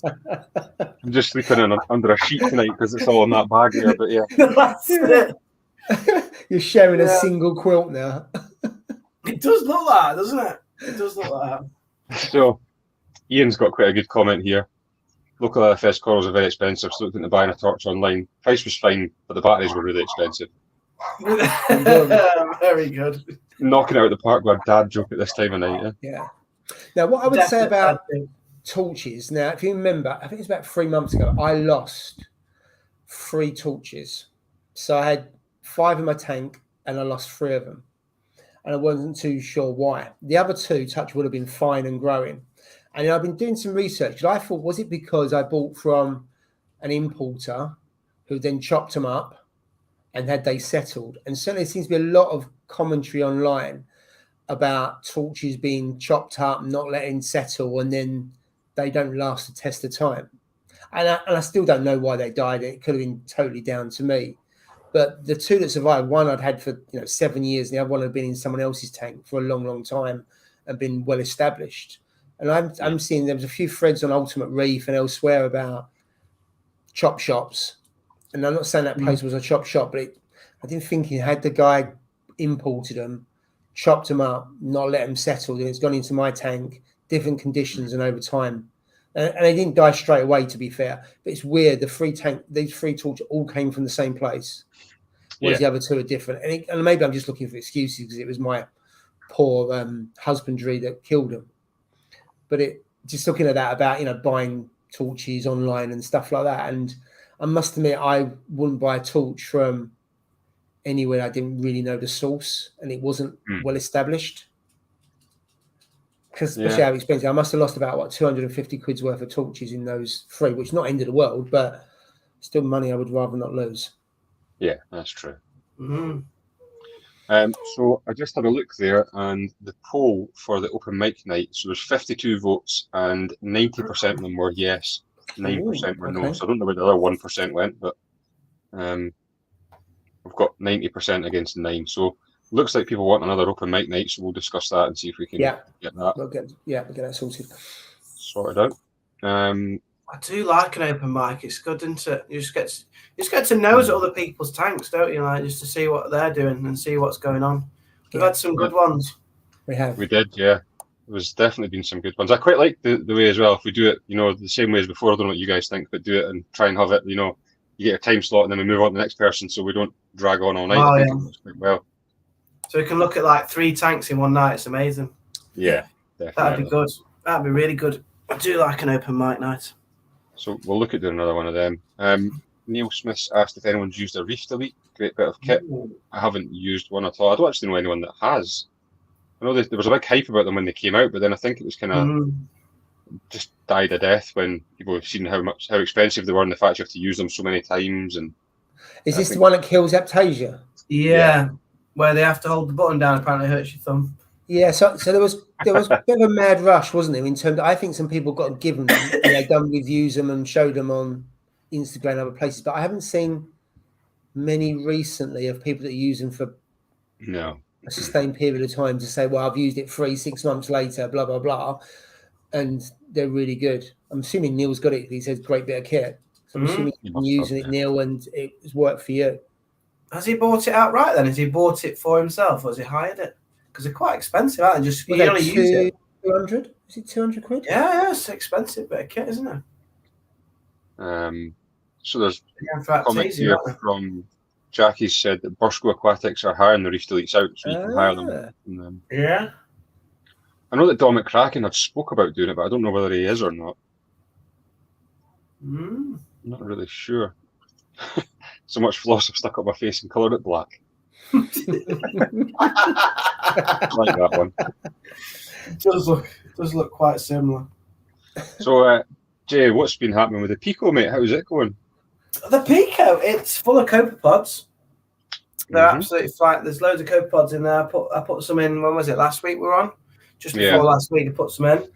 But I'm waiting for my trip to Signature Frags, and I'm going to get corals for that, and then pick up the pinky balls. So at the moment, not a great deal. It's cycled. It's got a little bit of diatom browning, which is, it's a good sign. It shows that it's ready for life, basically. It doesn't look very pretty at the moment. I mean, I can show you a little bit of a close-up, but there's nothing much really to get excited about just yet. It wouldn't be a live stream without a Jay's Real Reef UK tank tour, would it? There you go, look. I don't know if you won't be able to see the copepods, but they're all buzzing around. It's a great little tank, though, isn't it? It looks super smart. And to be fair, it's quite easy to run it because when I change the water in my Max Nano, I then put the water into here, take some of that water out. So, that's good. Your water level looks to be really quite low compared to mine's, Jay. Is that deliberate? That's because I've just taken some out to wash that brine shrimp. Ah, okay. That's where it's a little bit lower than I normally put it, but how high is yours? Mine sits. Let me just have a look.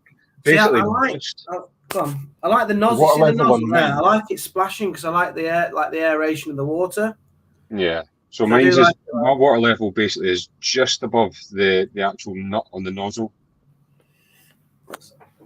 Oh, is it? Yeah, so just where the top part of the nozzle is just above there. I don't know what the right water level is, but I think it's where mine is, Ross. To be honest, we'll go with that, mate. We'll go with that. We'll go with mine over Paul's anyway. I think his water level's a bit. Is yours on 100% lights, Jay? 100%.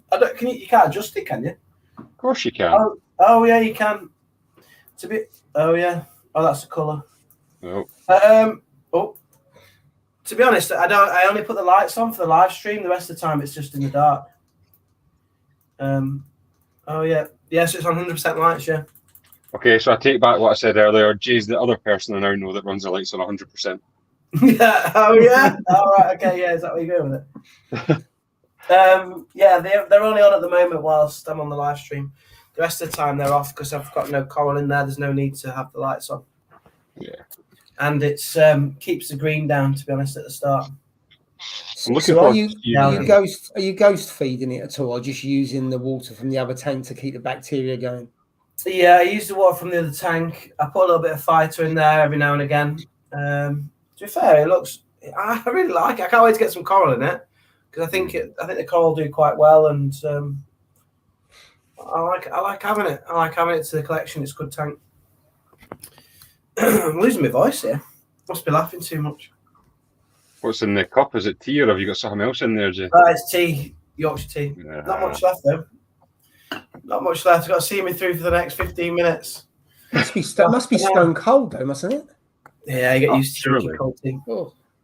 You've not got it in a decent mug like the aquarium mug. I did. For the last 2 weeks, I've had it in there, haven't I? But today I've got it back. It's gone back to trying to get a sponsorship from. Shameless plug. Shameless plug-in. Oh Have they not been in touch with you yet, Jay? No, they only sponsor. I mean, you get sponsored left, right, and centre, but I want one sponsor, and they're not even interested.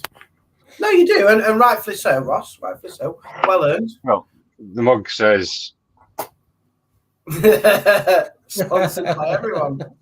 Yeah, that's it. I take it well. It's coming. It's coming. Yorkshire tea.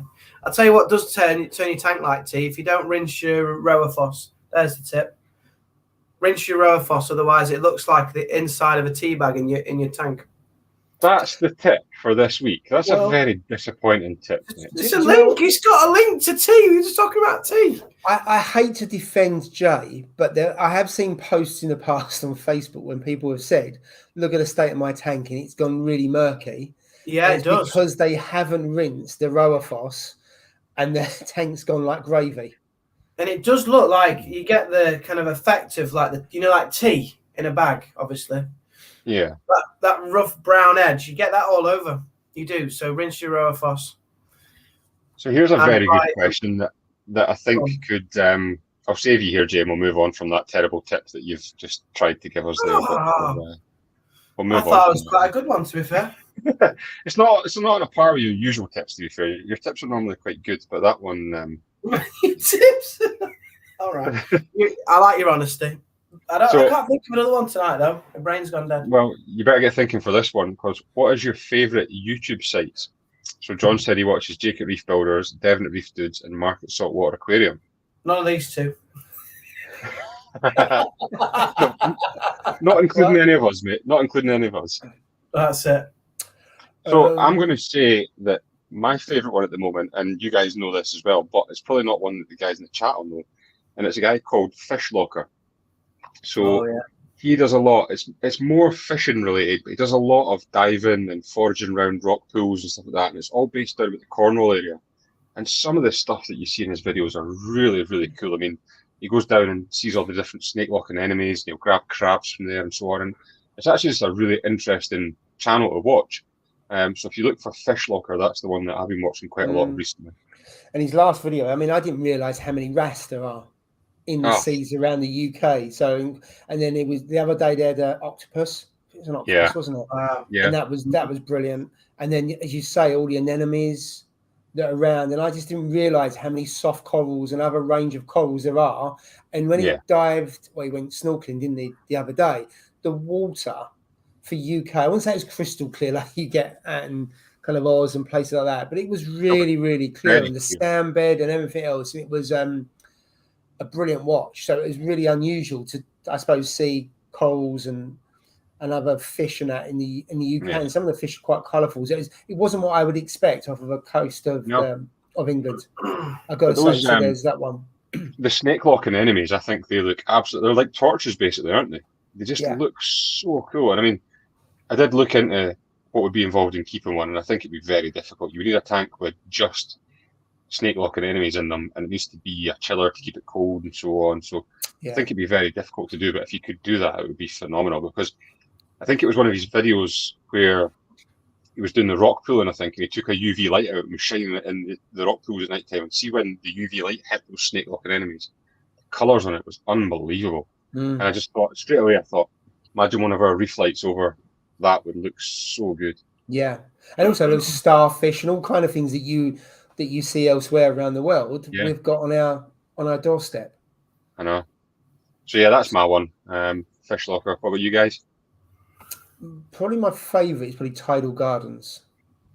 It's good actually. I like the way, and it's been taken. It's a long time in the making. Where he's got that new build that started, must be 2.5 years ago, and I find his voice really soothing, and I just think he does really good videos, and really professional videos. He's the quality of the video and the sound that he produces is. He spends a lot of money on his cameras, to be fair, like 10-15 grand. But I just think they're really good, good production and really good content. So out of all of that's probably my favourite. That's one thing though that I think we'll probably appreciate more than some people is the actual production value that goes into some of these videos when you watch them and you realise the time it must take to edit them and put them together and even filming them and so on. I mean, no, not really. The time. Well, Jay doesn't because he's forgot what it's like to make a video. I haven't done one for about 6 well, I've got to say I haven't done a video for over 3 months. Oh really? And I've got loads of stuff I've filmed. I just can't get around to editing. I hate editing. Yeah, it's a big job. Test it. And I've been 3/4 away through a video for ages, so I need to get my finger out and start producing some videos again. So Jay's quite regular compared to me. I think the last 12 months I've done 12 videos, probably less than that now. Wow. Other than the live streams, of course. So I'm really Yeah. poor on videos. My YouTube videos that I follow channels. So the first one's one that I robbed off you, Ross. Because I absolutely love that channel. Oh yeah, YBS is really good, isn't it? YBS Youngblood, absolutely really incredible. That beach, when he does the scavenger, like the scavenger hunt in the rock pools. That one is the fact that he lives on that beach. That's his back garden, basically. And how lucky could you be to have that as your garden? Yeah. Where is that one where he goes for the rock pool one? Is absolutely incredible. That's what got me into it. Yeah. So that's one. Fragbox TV, which I think a lot of people follow in Canada. Yes, It's a Canadian LFS, isn't it? Yeah. I do like that. Fragbox Corals. Yeah, it's a really good one actually. That's a really good one. Just kind of life in the LFS. And the last one, which I've started to follow because is a UK reefer. I think I've already mentioned him. Aaron's Reef with his new peninsula. It's a peninsula, isn't it? Is that the water? Yeah. Is it a water buck? A water box 7? Yeah. He spent a hell of a lot of money. It looks like he's doing a proper job of it. He's only in the early stages. He's just put rock in and fish, a couple of corals, and I'm interested to see how it goes and how it progresses. So I'm following his journey there. But you think about how much he's spent so far. He's going to spend that and more again. Just if you look at fish and corals, depending on what you stock. To be fair, because you could go hardy, small, grow them out into big colonies over 3 or 4 years and save yourself a load of money, but most people don't go down that route. Yeah, so they're the ones that I particularly like. When you get an upload and you just think, I best watch that. I can't wait. The ones that you put your notifications on for and I need to go and watch that now. It's just yeah. To be fair, I only watch YouTube. I don't really watch normal TV anymore unless it's sport. It's the only reason why I watch TV. I very rarely watch TV. It's either YouTube or Netflix or so on. We don't really watch TV or Sky or anything. I mean, I've still got it, but don't really watch it. I don't watch Netflix as much as I used to. I flick through and I think same. It's become very samey. I don't think it's as good as it used to be. From what I see, I watch more on YouTube and then live sports and a little bit of news, and that's about it. Yeah, I usually watch YouTube's my go-to. But if I'm watching Netflix, it'll be something that somebody's recommended me to watch and said, "Oh, you must watch such and such," and I'll go and try that. There's a couple of good suggestions here. So what other people are putting? Because I'm interested. Yeah, Tidal Gardens is great. Yeah. Tom Reefer's good. Quite like Tom Reefer. Yeah, Tom Reefer is good. Yeah. Yeah. He had said Usual Suspects, Reef Doc, Tom Reefer, Reef Dudes, Bahama Llama. Quite like Bahama Llama. Although I've not seen much of Bahama Llama recently. He's not done loads, to be honest with you. Tidal Gardens and 4 Blokes on a Friday Night. That's what we should have called this, isn't it? That'd have been a better title, yeah. But It's not We've always rarely got though, four of us. There's normally someone. There's normally never four of us. Well, it should be four blokes on a Friday night. Yeah. Might be four blokes. Yeah. So UK 120 said Tom Reefer worth a watch again. Yeah. John said, must admit, guys, I enjoy these Friday nights. Don't know what's wrong with you, Tom, but John, but we could probably get that looked at. There's obviously something going on there. That's because he wants a yellow tang. That's what it is, yeah. Nick Bingo is cool as well. Nick Bingo, I've not seen that. Yeah, I think I've seen that one. Let's get Neil said, guys, need to go. Been great seeing you all. Good night. Oh, cheers, Neil. Thanks for joining us. Oh, Neil, take care. John writes, Aaron's Reef's back again. No, it's not Aaron's Aquarium. This is a different guy, mate. Yeah. This is somebody new. Wow, Nick Bingo's got a load of subs. I don't think that Aaron's Reef's on Instagram, Jay, is he? Aaron's Reef. It's not Aaron's, it's Aaron's Reef. It's quite hard to find at first. Let me show you. He's not got an Instagram page or anything, does he? Is he on Instagram? No, I don't think so. No. It's got an apostrophe S in it, so it's Aaron's Reef. Full screen. He's a UK reefer. He's got 395 subs, and that's his. And he's got his peninsula. He's got his. The last video is about him going on holiday, and he comes back, and he obviously has to clean the glass, and he talks about putting cling film on the tank to prevent evaporation whilst he's away. Oh, really? And so he's auto top off. And see, I've never seen anybody do that with the cling film, but I thought it was quite interesting. Yeah, he's had previous tanks, but that's his kind of it's going to be his showcase tank. Aaron's Reef. Haley said Aqua Splendor. Like to watch that. It's another good one, yeah. Yeah. Is that the guy who made the tank himself, the small tanks? Is that the one I'm thinking of? Oh, speaking of that, actually, before we go, I do need to find this guy on Instagram because this is probably one of the most stunning nano tanks I think I've ever seen. Let me see if I can find this quickly for you all.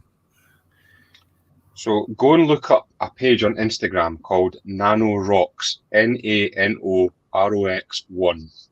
is the guy's page. Is it NAN Nano? Nano Rocks 1. ROX is it? NANOROX1. Okay. And have a look at that scape that he's built for his new tank there. I absolutely love it. There's just something about it that I think is the one on top of a cabinet. Yeah. He's done the rock work. It's on the inside and the outside of the tank, and the way he's done it is all like kind of 3D shapes and so on. I see. I'm not feeling. I must admit, I like the idea, but I'm not feeling the love for it. I like the concept. I think it's really original. It's got no They've got no space for water. And then what's he done with the on the second picture down? What he's done with a Nero 3? He's put a Nero 3 by the looks of it. Yeah, so into the rock work, and he's covered it in the same material that the rock work has, hasn't he? Yeah, he wanted it to blend in from everything that I read with that one, mate. So just in case people don't have Instagram, I like how he's gone from outside. It's unique, isn't it? The effort is put into it, but when you flick through to get that effect. I like the concept. I just feel like there's a bit too much rock inside. I absolutely love that one for some reason. I don't know why, but so yeah, a couple of people have said Blue Reef tank. Is that the one that's got the little water box peninsula? I think it's quite a nice one actually. I think it's the same thing, but really nice. Danny's Aquariums. I like Danny's Aquarium because there's no speaking, is there? And the quality of his footage. And he's editing and that to do that, and the music he puts over it is really really engaging. I think it's really good. Yeah. John Wright has said, "Glad you're looking after my tank, Paul." And then Ian responded to that saying, "Keep trying, lad." So yeah, you gotta love a trier. I know. So John has then said, "Here you go, Paul. Peer pressure now. Maybe I'll get it for my 70th birthday in June." You can wish. I think you deserve it for your 70th. Yeah, thanks. Come on, where's your heart, Paul? Where is your heart? It's a yellow tang. I mean, you know. Can't have a heart when it comes to that. Mad Hatter's Reef. No. JD Mad Reef. Hatter's Reef, JD Reef as well. Although probably some of you people that aren't Scottish might struggle with JD Reef because he's got quite a broad Aberdonian accent, I think it is. Oh, he's good. I like his channel as well. And yeah, Parker's Reef as well. That's another one, I suppose. So Yeah. good one. He won the best YouTube channel, didn't he? He did. Yeah. Last year, was he it? did, yeah. Think so. He got the most votes.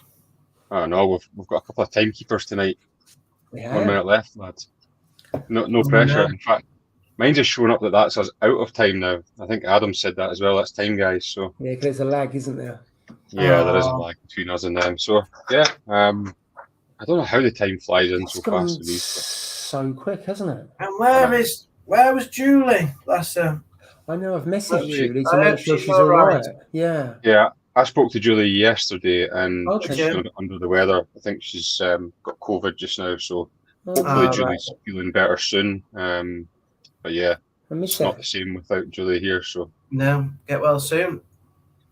So yeah, thank you very much to everybody who's joined us tonight. Some really good comments tonight, actually, and good questions. Yeah, it was really good.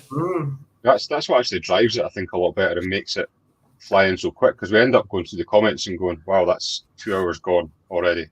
Really, really good. So yeah, some really good comments, questions, some good answers as well. So thank you very much to everybody who's joined in. Where are we next week? Are we with you, Paul, next week? Yeah, he was last week, wasn't he, when he turned up? It was a little mix. Yeah, absolutely. When he come back from the gig. So yeah, we're over on Fish Palace next week. Yeah.